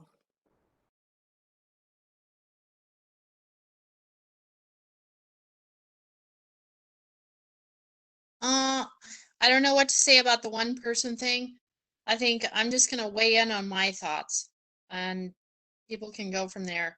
So I feel like I just want to say that when it comes to in town versus living out of town, which has been the majority of the discussion, I just want to say that I'd like to send this particular item back to the Board of Trustees, ask them, do they have a legitimate kind of point system that they use to rank people that they are discussing as far as becoming board, sustainability board members? Do they use a point system? And if they do, could they be transparent in what that means? And I think that could probably solve the issue of in-town preference versus being a Boulder County resident that is very much invested in the town. Just much like when people have to be sort of reviewed if they can qualify for graduate school or other kinds of things like that. There's usually a point system that's used. If the board uses one like that, if they could be more transparent about how they rank people, and perhaps our board can weigh in and say, hey, we would like town residents, that you would get a certain number of points if you're a town resident. That you would get. So I can tell you the board does not rank, and so it's not even, we don't need to bring this to the board. They don't have like a ranking system or anything like that. Of course, they're going to adhere to the structure as it needs to be set. So, for example, planning commission they all have to be Nederland residents. So if someone's outside, it's statutorily, you can't even bring them on. And so if SAB were to have the 3-3 split, they'd of course be looking to town staff to indicate, here's how many live in town, here's how many don't, and does this person fall into those parameters? If you removed that and just did this alternate here, the board would just then consider their sustainability experience, whether they're resident or not, but kind of weigh those potentially equally, is that sustainability experience could mean the person is better fit for SAB, even if they live just a little bit outside the jurisdiction. Okay. So I think that's kind of the point of this alternate one here. Yeah. I did let a SAB member know, though, that you could see pushback. There is a trustee who is pretty adamant that it should be this 3-3 split, and that the membership components really need to align between the different boards. ProSab obviously has the 3-3 split, which is why this even came before you initially. I'm not saying that they may not adopt or support these bylaws if you went with alternate 2. I just think you need to be prepared that you could see some pushback that they want to see the residency component. Okay, so then I'm going to move to a much lower paragraph than I think it might be the last paragraph, which talks about removing a person from the SAB board. It might be near the bottom. And Somewhere in here. so, Yeah. so the main thing, the spirit of my discussion or my feeling on this is that the SAB board needs to be the coalition of the willing and the motivated and those who will attend. And so the board of trustees can decide that a person can no longer participate. But again, there's no criteria. And so I would again want to send that back to the board of trustees and say, if there could become a criteria for participation so that when people apply to the board, that they understand that if they miss, let's say, 3 consecutive meetings in a row and prevent the board from having a quorum because of their absences, that could be a motivation for retiring a person from the board. So I think that the idea or the concern is that there's a lot of people who are interested in participating that are not necessarily town members or town residents. And we want to capture their enthusiasm and their willingness to participate and their willingness to show up in person and do things. And if there is a board member who perhaps prevents a quorum for maybe 3 meetings in a row or perhaps 3 meetings in total, would that be used then as a criteria to say, okay, this person shouldn't be a board member anymore? So that there's kind of this idea that if you are not motivated to really attend meetings and participate, we'd like to discourage you from applying, and just to kind of try to build that spirit in that this is a working board, we do a lot, and you need to be present.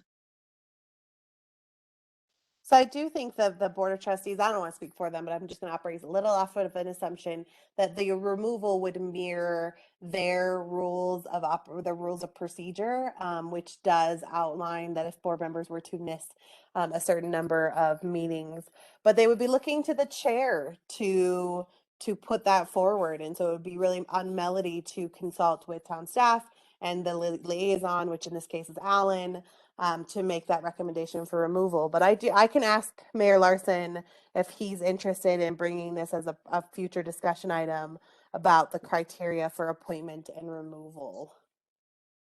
Hey, Miranda, real quick, Melody, you'll know more, but I think there is some criteria somewhere for how many meetings you can skip. Melody, do you know where that is? I don't know exactly where that is, but I know that we did have an issue before with the trustee that was a part of the advisory board, that he missed almost every meeting.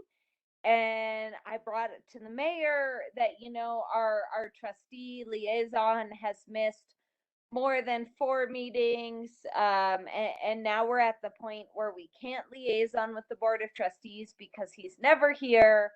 And it was basically I think the town in general struggles with a lack of participation.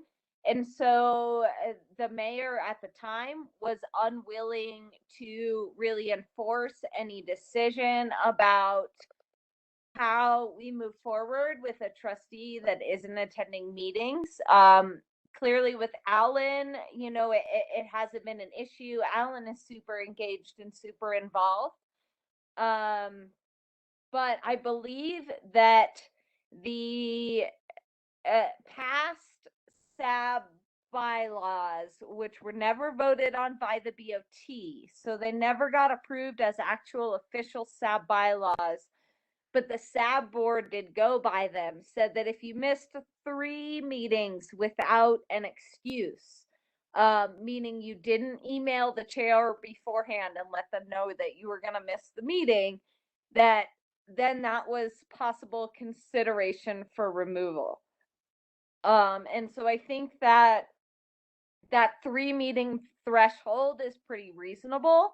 If you miss 3 meetings without notifying the chair that you're going to be gone, that's a potential for the BOT to remove you.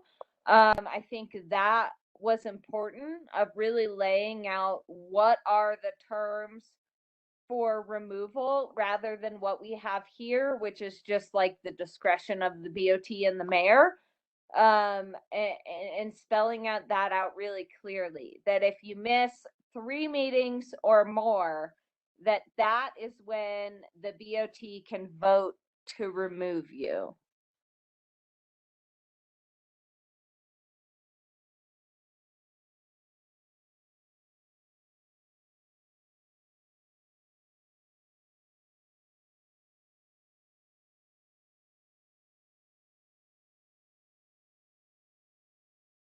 I think, that there is an opportunity you could integrate that into your bylaws. You could also have kind of rules of procedure that spell that out. Definitely your choice where you'd want to integrate that type of structure. And if you feel like it belongs here, then we could take the language which does mirror the Board of Trustees or from your previous bylaws and integrate it into this removal section.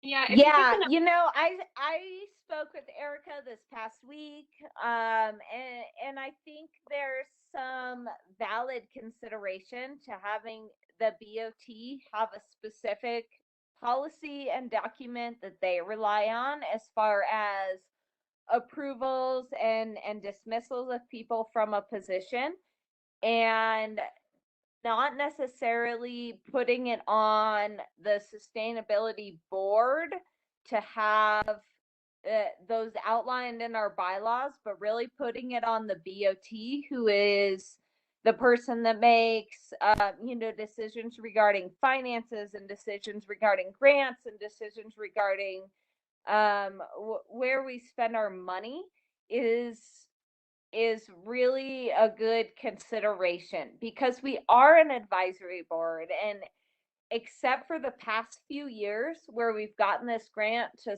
supply funding for the sustainability coordinator position, really we haven't worked on funding whatsoever. We worked on zero funding, and putting that burden on the Board of Trustees, who are voted in, who really deal with the taxpayers' money, who approve all of our decisions anyway, I think is important, because then it frees up our board to really focus on those projects and those things we need to get done.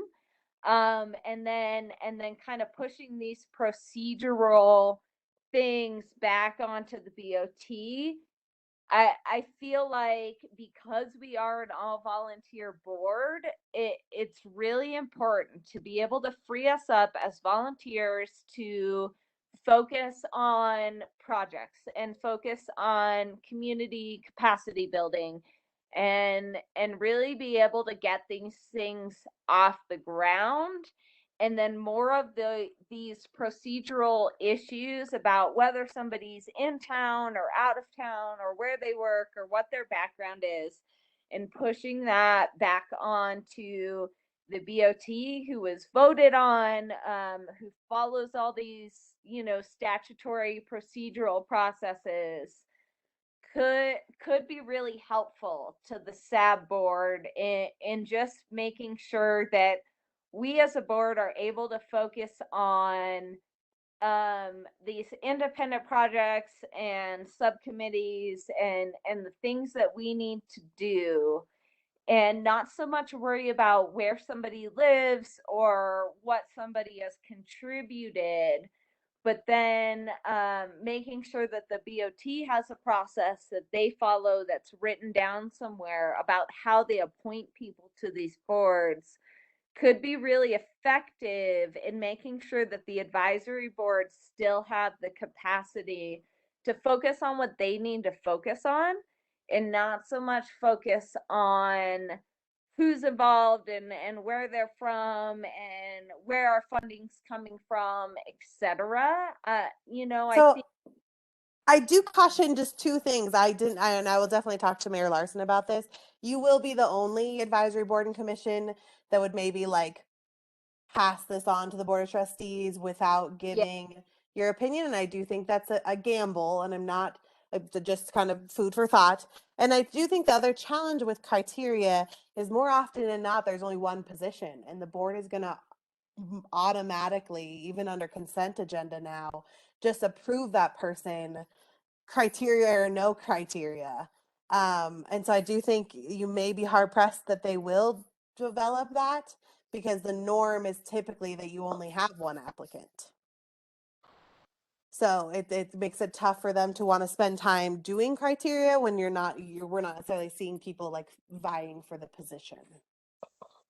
I think even if there's only one applicant, having an objective criteria for evaluating a person's qualifications for participating on a board is a good idea. And I understand that some of why we're discussing this right now is generated by the attorney wanting to sort of tighten things up.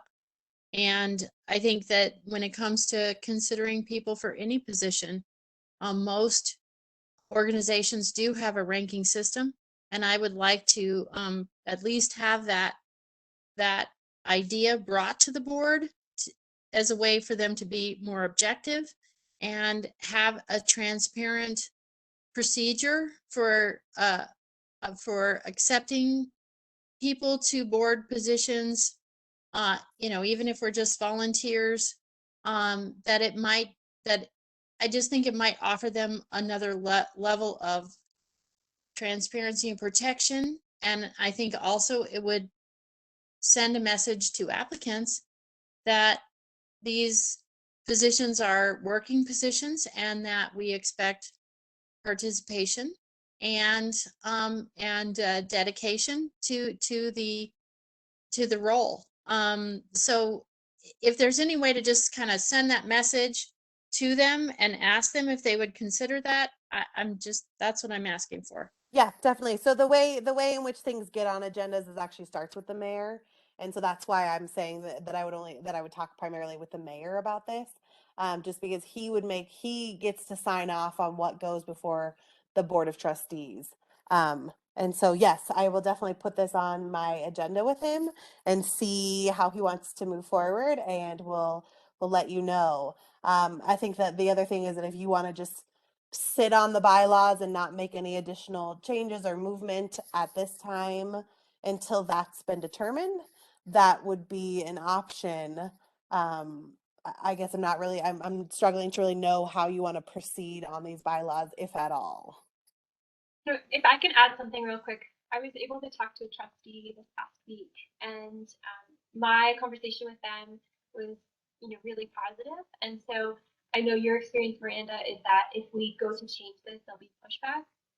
That was not what I was given from this trustee. That in fact they were saying like that makes a lot of sense. I don't think that it's we don't need to change this. We can have some variability. And so that person wasn't responsible for changing the bylaws, but they were very comfortable going to be the person responsible for changing the bylaws and talking to them in favor of, some kind of variation for staff.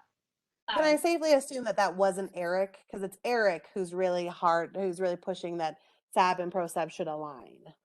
I did not talk to Eric, Okay. but this trustee was very comfortable talking to Eric and said that Okay, Eric great. would very much understand. So we'll see, right? Like, we can definitely reach out to Mayor Larson as well. I just want to throw it out there. I'm comfortable with the alternate of we prioritize residents and sustainability experience. I think that's really appropriate. I think going to set a 3 and 3 is not appropriate. And for most of my time on the board, we've had a hard time getting people to show up. We've actually had vacancies. And so limiting those vacancies doesn't help the town, and it doesn't help sustainability as a whole.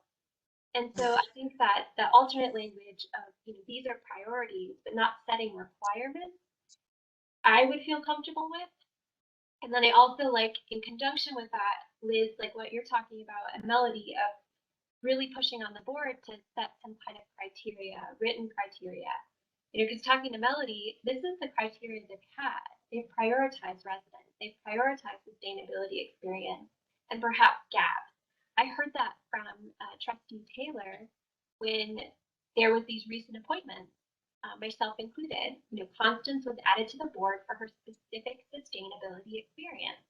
And so, if they're thinking about these things already, I don't think this is going to be anything novel.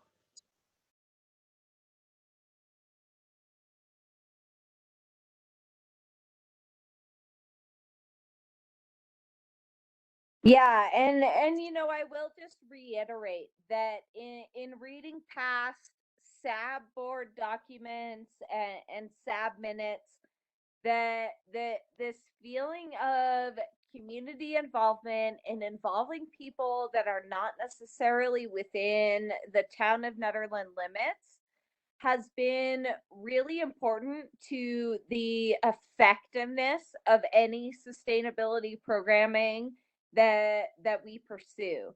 In a silo as the town of Nederland, we can try to be as sustainable as possible, but we can never reach that 100% sustainable goal. We live in the mountains. We live in a place where sustainability isn't achievable on our own. And really being able to incorporate these other viewpoints and these other communities is super important. Being able to work with Gold Hill or work with Jamestown on various projects is super important. And so the history of SAB has been, we don't want to specify it specifically to the Nederland jurisdiction because we realize that sustainability goes much farther than just our town. We recognize that there are 5,000, 6,000 other community members that are a part of the town of Nederland that don't live in Nederland, that don't pay their property taxes to the town of Nederland. And that we really can't be effective in any sustainability projects we pursue unless we have buy-in or some sort of involvement from these outside unincorporated Boulder County communities. And I know that was the main consideration for when the sustainability board was originally created, to not have there be a residency requirement. Like when I first got on the board in 2013, I lived on Caribou Road, which was unincorporated Boulder County. I didn't live in the town of Nederland. And I was not able to run for the BOT, but I was able to run for the sustainability board.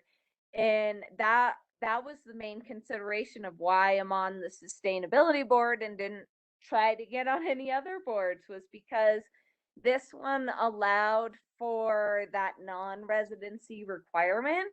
And, I think it's important that we incorporate people that are a part of the town of Nederland clearly, because this is our government. This is who we're working through.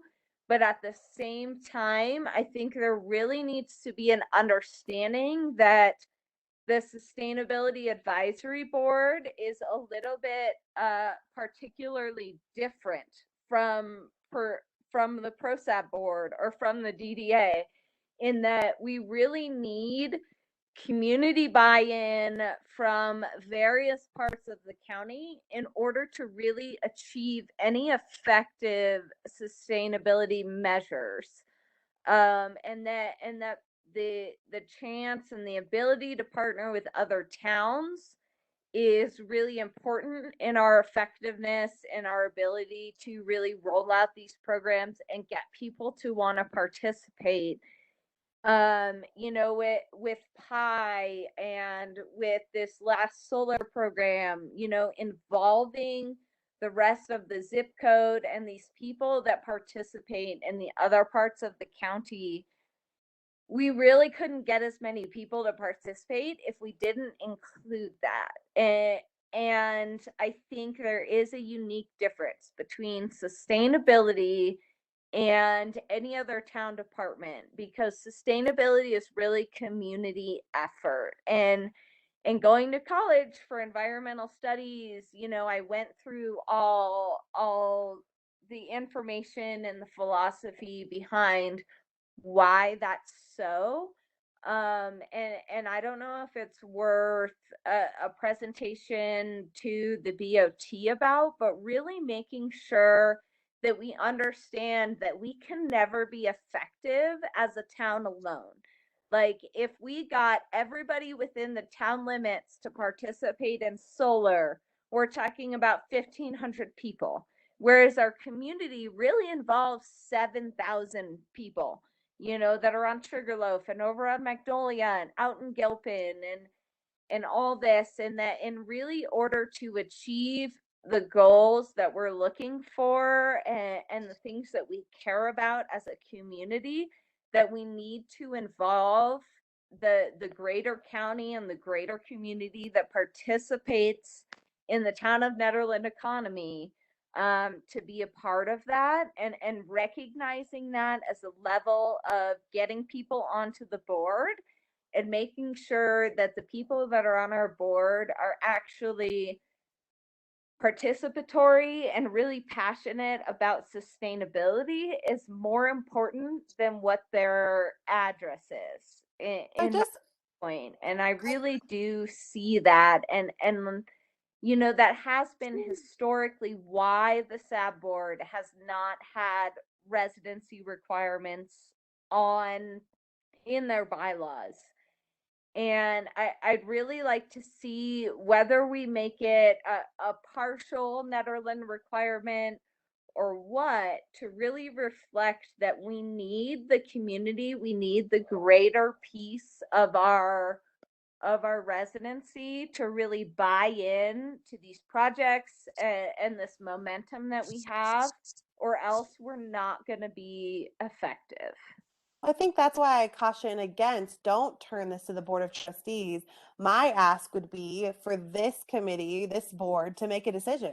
If this is the statement you like, then let's do it. Let's accept this, get rid of this one, and give them what you want. I don't think there's ever any benefit in just kind of back and forth discussions. Tell them, you know, how this will be presented is, these are SAB's bylaws. And I only caution that my recent conversation with Eric was, I want them to align. And so I don't know how that will unfold. And I think it's great if whatever trustee Erica was referring to connects with Alan, that's an appropriate move. But I really caution against just asking the Board of Trustees to debate this for you on your behalf. I think this group needs to make a decision on this membership piece, and then ideally your mission, and call it good and send it out. And so if this is your statement, then let's adopt it. I'd like to weigh in on this a little bit. I feel like I agree with everything anyone has said here. I think we do need to incorporate people from the wider community. We want to have cooperation with everyone. We want to have a diverse board. But I do want to throw it back to you. when we are advising a board that represents the town of Nederland, are we okay with having no Nederland town representatives? We're not talking about having where you have to live in Nederland to be on the board. We're talking about having some representation for people who live in Nederland, and this doesn't guarantee that. Hmm. So are we okay with having no representation from Nederland, the town? I mean, where do we go with this? Right now, I think we have, maybe even or something, but I mean, what is the balance? No one's arguing, I'm not arguing that we shouldn't be cooperating with the wider community and inclusive of them and partnering with them and having members from outside the community. But is there a point where, as a board that advises the town board of trustees that represents the town of Nederland, we should have some representation? So Laura, what do you think would be a good number? Well, I personally think that we should have a majority. We should have at least 3 plus the BOT, because I think that when we're advising the BOT, or, another option is we should have some transparency around it, saying, hey, okay, we've just voted to recommend, such and such for the building codes, and 5 out of our 7 members don't live in Nederland. And so I just think that there should be some representation of the people of Nederland, because this is part of the governmental structure that governs the town of Nederland. There's many, many things that this board does that has nothing to do with that, and I totally value that, and I get that. And I'm not trying to say that, anybody shouldn't be on the board. I'm trying to see that the people of Nederland who live with the decisions that are made on a daily basis have representation within the board. And the way that the alternative is written, there's no guarantee of that. We could say, oh, well, we do better with finding people who live elsewhere, and so that's who we're going to get, and Nederland has no representation. It could have, I mean, I'm just saying, if we're writing these bylaws, we should be considering that the people of Nederland are represented, as well as the people from outside of Nederland. Well, Laura, so I appreciate your perspective. So we're always going to have a BOT liaison that's from the town. As far as like representation, if there's 7,000 residents, which Melody, that's what you're saying, if that's the accurate number, there's 7,000 residents that are total. There's 1,500 that live in the town of Nederland. That's about equal representation. So that's a guarantee. That's already the way that it's set up. In reality, it's usually going to be pretty even. But my concern is that we lose someone with expertise in sustainability, which is our main goal, because we have a requirement that there's 3 and 3, and for some reason, someone applies, like myself. I just came up for reappointment. If someone else gets that position instead of me just because of residency, that doesn't feel great. That feels like I've been working so hard on all these issues and initiatives, and then all of a sudden that connection is cut because of a residency piece. That doesn't seem like that has our community's best interest in mind. And the BOT can decide that at this point. That's how it is currently, is the BOT gets that decision. And so this alternate language to me says that we can suggest as a staff board who we want to be on the board, right? But the BOT is going to have that final choice, and they can decide based on how the board currently resides.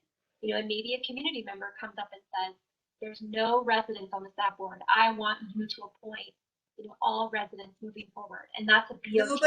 Nobody's saying that, though. I mean, that's a false choice. Nobody's saying all residents must be on the board. No. I'm saying, like, if there was an unequal distribution on a board and there was an appointment made and there was multiple people to choose from, they could then prioritize that resident to then balance it out. but that's leaving it on the BOT, not the volunteer board's agenda and responsibility.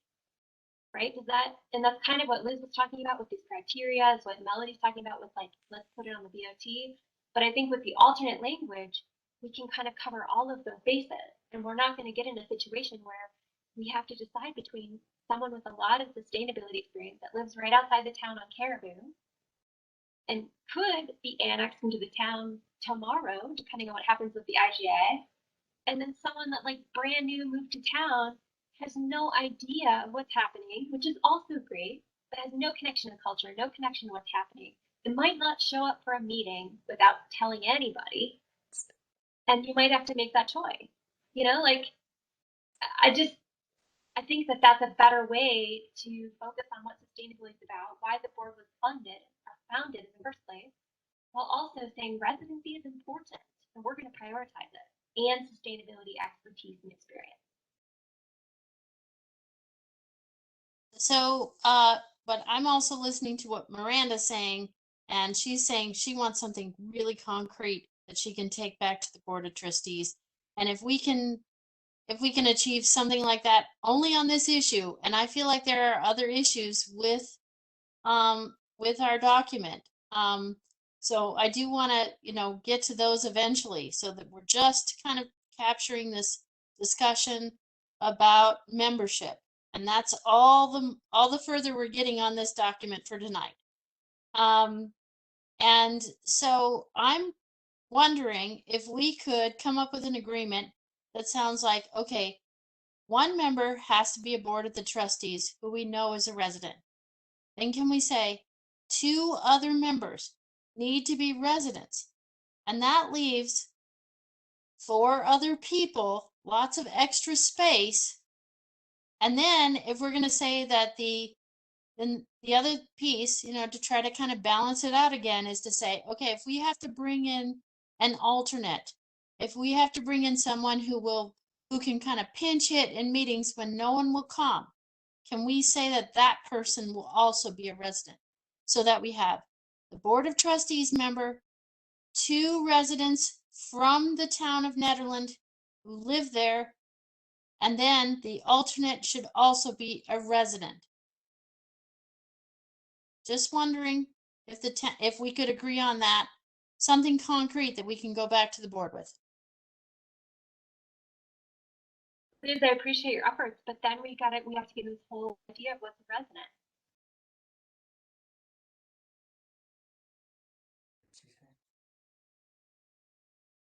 Yeah, I mean, I think that's already defined, though. Resident lives in the town of Nederland. Yeah, and speaking from just a person who's lived here for a decade, there are people who live within unincorporated Boulder County that are a part of our community, and there's people that live within unincorporated Boulder that are not a part of our community. And putting this delineation of where your address is, I'm not necessarily against it, but at the same time, I have a hard time with it because I know so many people personally that live on Magnolia Road or live on Ridge Road that are super active in our community. They donate to nonprofits, they volunteer their time and work at the community center, or other things. And I think it's really important to recognize as a town, and I know this is a battling point with the county in general, but to recognize that these people are officially a part of our community, even if they're not legally so. They really do all their shopping here, they work here, they live here, they send their kids to school in our community. And being able to recognize that as a sustainability board, I can see how important that is, to be able to say, no matter where you come from, no matter what you do, if you care about sustainability in the town of Nederland, You're welcome on our board and to participate in our discussions and to be a part of these projects. And I understand what you're saying, Miranda, about not giving the board so much leeway in figuring out where things want to go.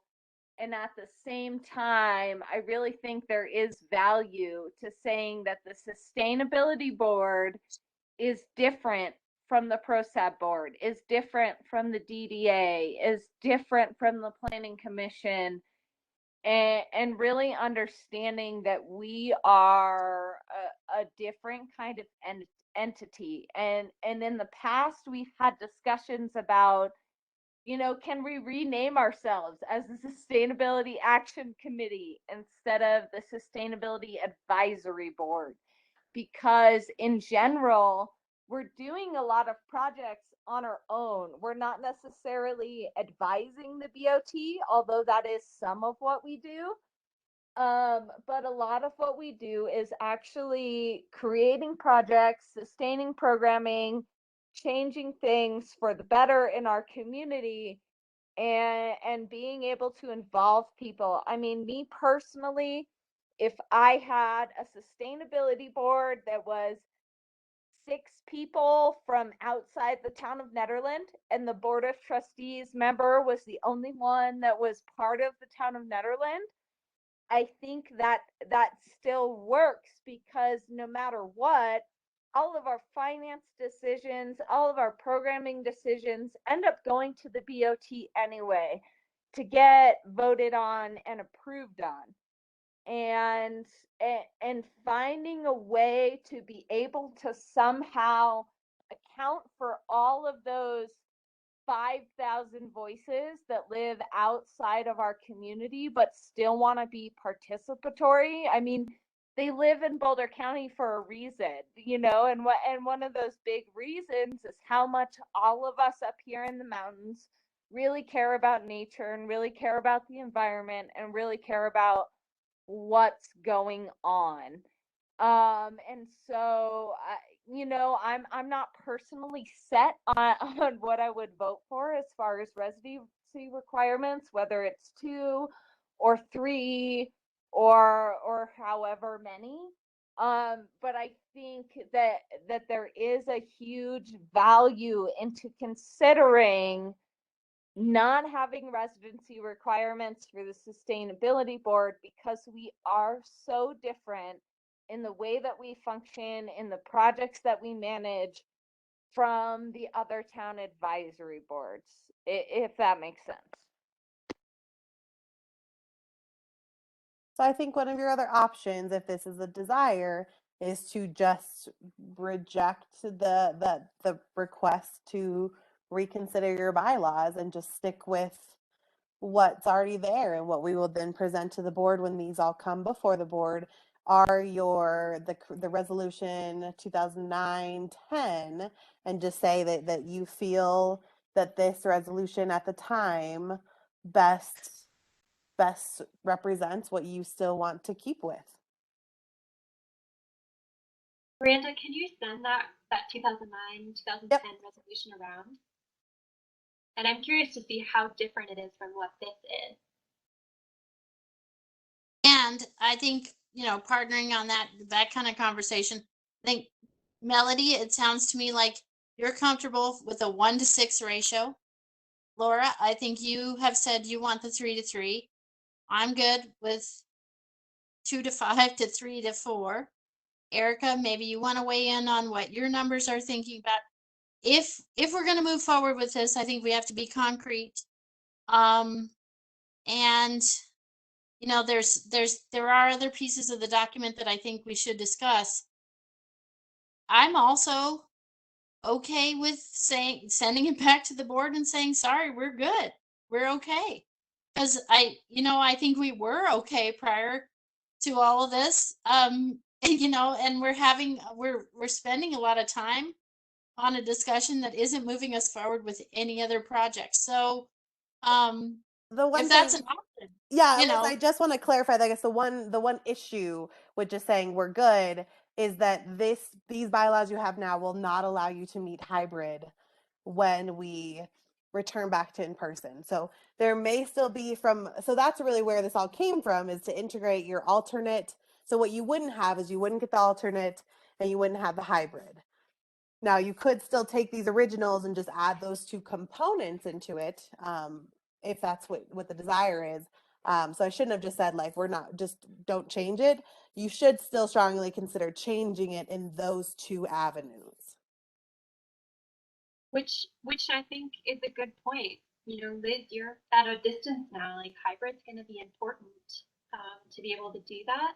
And then I know, you know, the alternate position we've been talking about for a long time. It would really help us hit quorum when we do have limitations.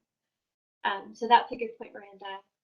I think I don't want to see a residency requirement on the staff board. I want to see a residency priority when we go to choose, appoint and recommend people to the BOT for that open vacancy. But I don't want residency to be a tangible part of our conversation. I think it's important, you know, Laura and I talked, I think if we're going to talk about, you know, a reservoir expansion, you know, to really make sure that we hear the voices of people in town, right? What are they concerned about? Laura and I talked about, you know, the renewable or the real estate exchange tax. You know, absolutely, that's really important to know what the local perspective is and what's the concern for people that live in town versus out of town. That's important. I think we could check that conversation much better moving forward if that's you know, a big concern with this residency piece for folks, and having, you know, checking on each other, like, you know, hey, maybe we don't have the right representation. Who could we have to our next meeting for the water rights discussion or whatever it may be? But I don't think I'm with Melody. I don't think residency belongs with sustainability. I think it's a bigger conversation than residency.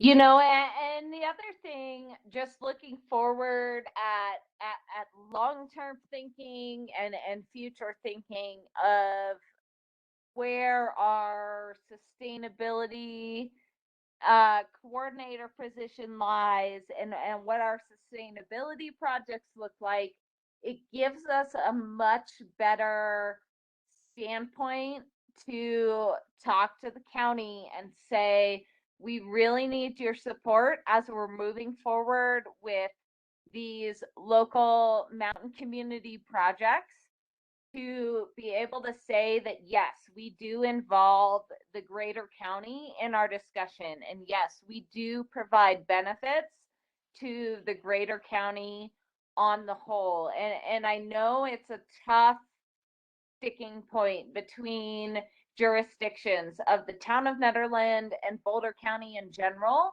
But if we can really take that on the forefront and take that on ourselves to say, we're going to work with the outside community, we're going to keep moving forward with projects that involve the town of Nederland and our 4,000 or 5,000 residents that live outside of the town of Nederland, that really gives us a much better talking point to try and convince the county to help support us on these projects and on these missions that we really have moving forward to be 100% renewable and to work on zero waste, et cetera, et cetera. If we can really involve the county as a whole. And you know, when I lived on Caribou Road and I wasn't technically in the town of Nederland, I still shopped at B&F every week. I still came to sustainability advisory board meetings, and I think there is a value to not limiting ourselves strictly to a residency requirement, because while there might be 7 people within the town of Nederland that are super happy to jump on the sustainability advisory board, there could also be a lot of value in having people like Hunter that are part of Eldora coming into our board and really participating in these projects and making momentum. And so that's why, I kind of brought up this idea of how can we make sure that the BOT has a policy that they go by when appointing people to whichever board they appoint to, where they have an official written policy of what is their procedure, what do they prioritize, how do they make these recommendations, and then combining that, if that's combined with the SAB bylaws of what we focus on, then I feel like it provides the BOT with more of a leniency to be able to say, these 3 people are town residents, so we really want them on. But these other 2 people are not town residences, but they have really good ideas. They have a lot of great experience. Let's pull them on. And so I think there is a way, working with the BOT policy and then also with the SAB bylaws, to kind of combine them in a way where we can really facilitate having, I feel like we're always going to have people from the town of Nederland that want to participate on these boards. I don't think having a lack of participation from the town has been an issue, at least in the 10 years that I've been on the board, or 8 years that I've been on the board, not quite 10. And that really the issue has been, how do we fill that 6th and 7th position? And focusing on how do we make sure that we prioritize people that live in the town without limiting ourselves as a town government to only accept people that live in the town. And I understand the proposal right now is 3 and 3. And so it's tough because I don't think we've ever been in the position where there's been more than 3 applicants that are a part of the town of Nederland. I feel like as the Sustainability Advisory Board, we've always kind of had that outside involvement. And so I feel like really, if we were to put down this 3 and 3 residency requirement, while it might not change anything realistically, it does limit the BOT to who they can approve and who they can't approve to run on the Sustainability Advisory Board. And finding a way to make sure that the BOT is not limited in who they appoint, and at the same time we can make sure that we have good representation,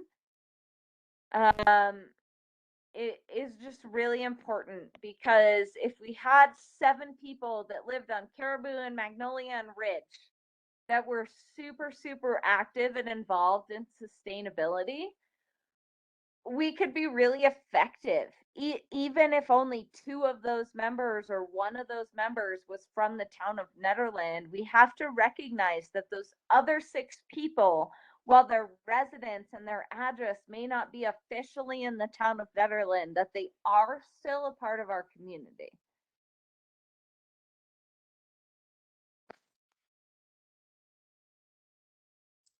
Well, I think for the most part, we agree philosophically. I'm just curious, what should we do moving forward? Well, so I don't think we have to do anything, Liz. I think maybe we should weigh in with Alan and Hunter and Constance and kind of get everyone's take on how they feel about it. I just sent, Miranda sent the original institutional documents for STAB for its forming. And I think it would be good to look that over again and refresh kind of what was this board initially founded on. Because there is a removal requirement. Unexcused absence for 3 consecutive meetings, violation of state ethics laws, or a conviction of a felony will get you removed. And it has to be voted on by 4 members of the board of trustees. Like, that's really specific. I don't think there's any reason to change that, if we want that. I don't know. What do you guys think? I mean, we sound pretty split at this point. I don't know if that's the case. I don't feel really split, but I think that we probably have to table this for tonight. And I think this should be the number one agenda meeting item for next week or the next time we get together. Because, you know, we go through a lot of discussion on other items, and then we get to this and we don't have the time to have a full discussion to get to an agreement. And I'm going to just encourage the group again. If everyone who is a SAB member could just weigh in with what their acceptable ratio would be. So I just want to say mine would be Board of Trustees member, 1 Nederland resident, with the alternate also being a Nederland resident. That those would be the requirements. If anyone else would please, weigh in and say what they would be willing to live with. Hey, Liz, just from a logistics standpoint, requiring the alternate to be a resident, I think would get really tough.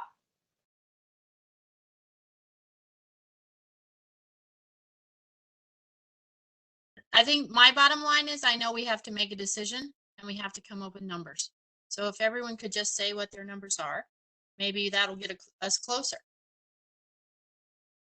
Yeah, absolutely. I think just that alternate position is kind of designed to be a fill-in, and I think depending on what that looks like moving forward, it might just be tough to have like one specific person from the town apply for that position, if that makes sense. I don't know.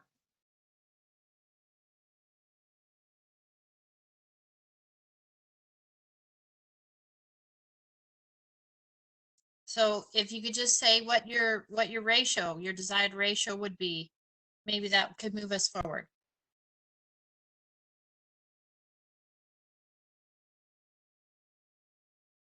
I think we already shared that. I don't want residency to be a part of the conversation. I think organically, if it's 3 and 3 or 6 and 1, like whatever it is, I don't care. But I want that to be an organic process. I don't want it to be a requirement.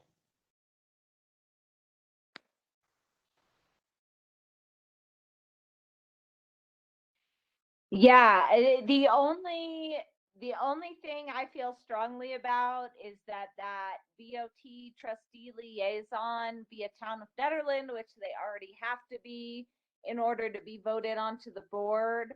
And so I'm comfortable with that one in the Town of Nederland and all the other 6 of us not being. I don't think that'll ever be a reality, but I'm comfortable with that if that is the reality one day.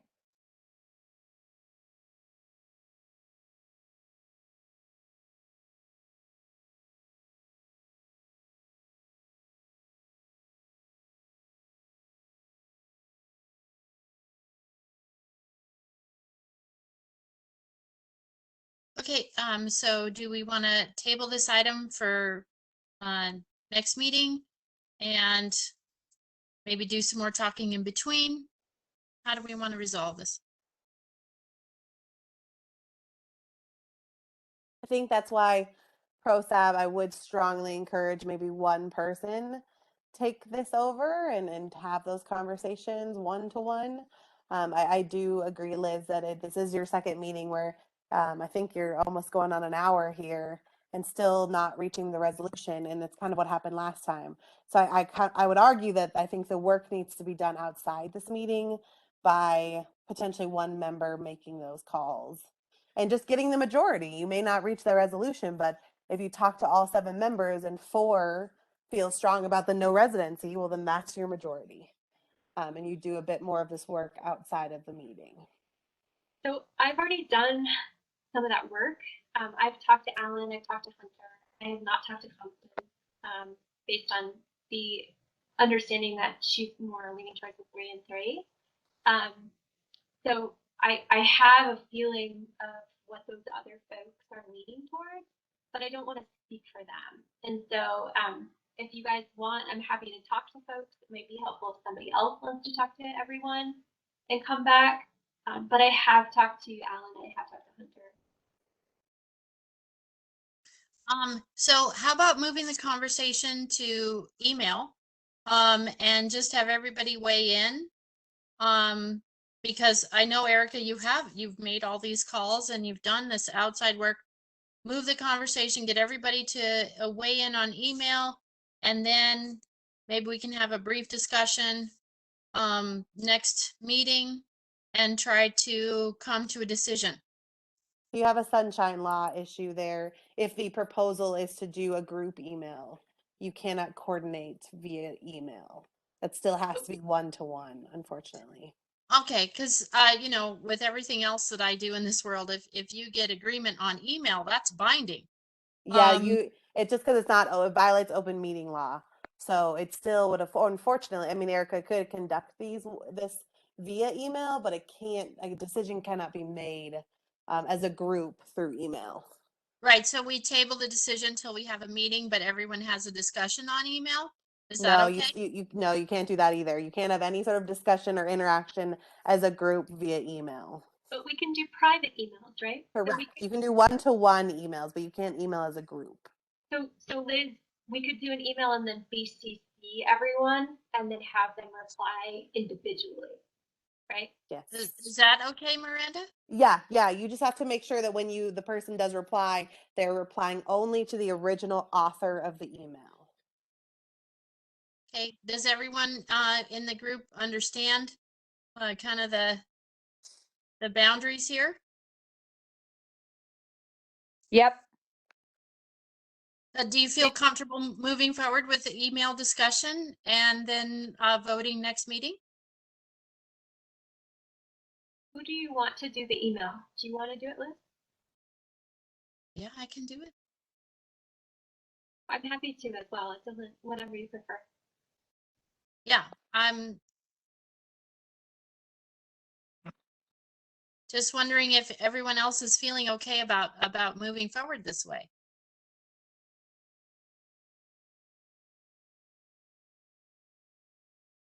Sounds good to me. Laura, Melody?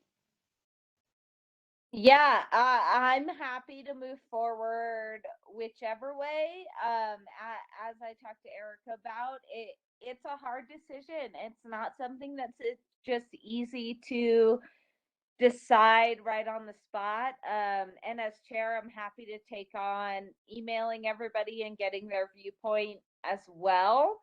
I think there has been a lot of discussion about it, and at the same time, I think I'd really like to see Alan and Constance at a meeting where we could just place a vote and decide, and whatever is decided by the majority is decided.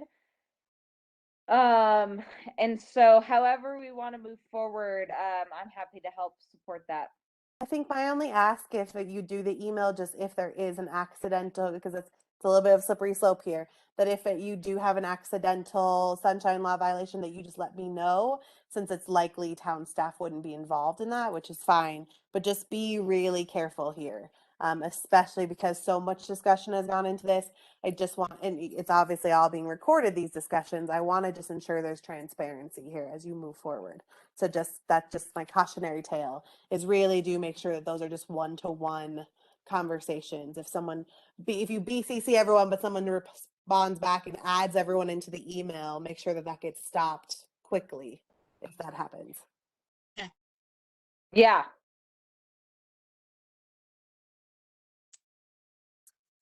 But it would be nice if work could be done outside. I would love for you all to get to a place where, I do think you may struggle to get, full consensus, and that's why there is a majority. That's where votes take place. And so I do agree that if maybe you can't reach that outside the meeting, that in November you just go ahead and take that vote. That's because I do strongly feel like, tell the board what you want. Don't let them tell you what you want.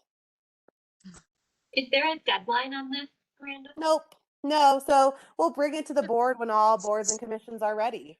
Some of them are still working on theirs. So we're still a couple months out from even sharing them with the Board of Trustees. So take your time. Don't rush it if you feel like you need a little bit more time. There is not a deadline for this.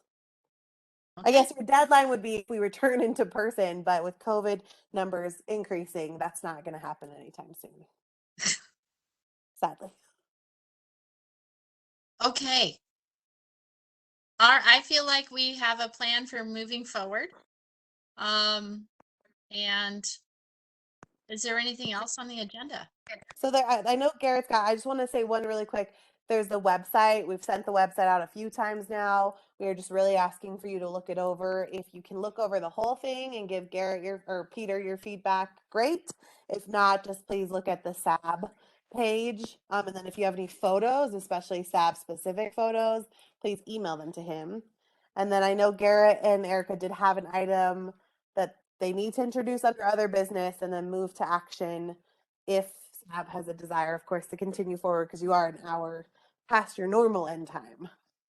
Yeah, and Erica and I were texting. We're going to table that. There's some additional work that Erica and Alan and I want to make on that document, so it's totally fine to move this to next meeting.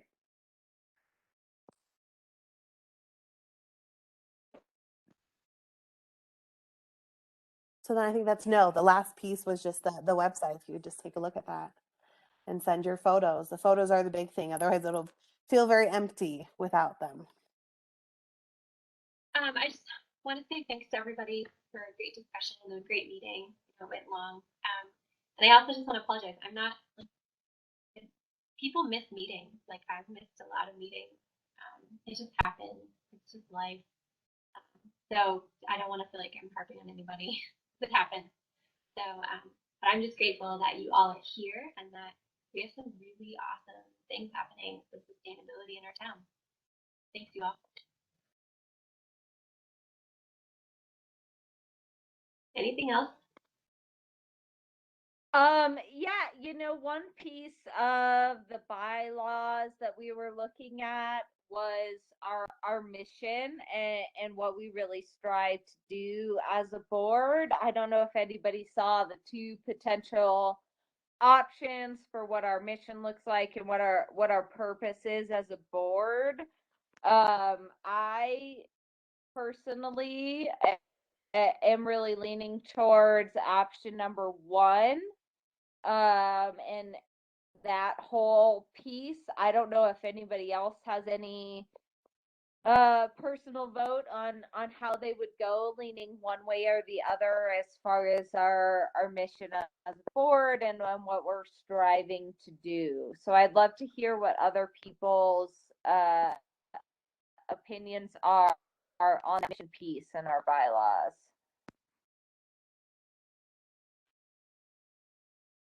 So I'm wondering if we can table any more discussion on the bylaws for tonight and adjourn the meeting and then start having email discussions outside.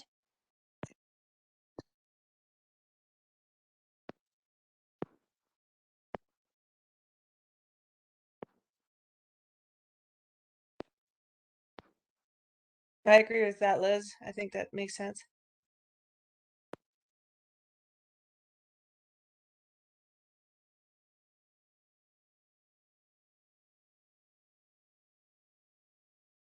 Good. Melody, are you okay with that? Yeah. I'm okay with whatever everybody else decides.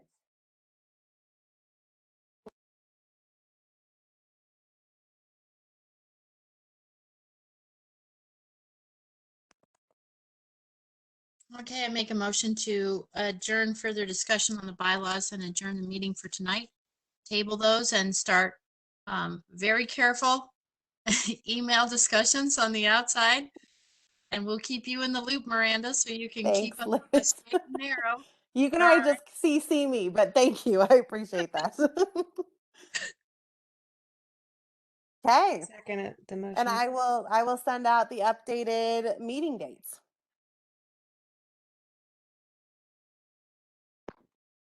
All right. I think Everybody. we're good. Thank you. All right, good night, everybody. Thank you. Thanks, Garrett. Bye.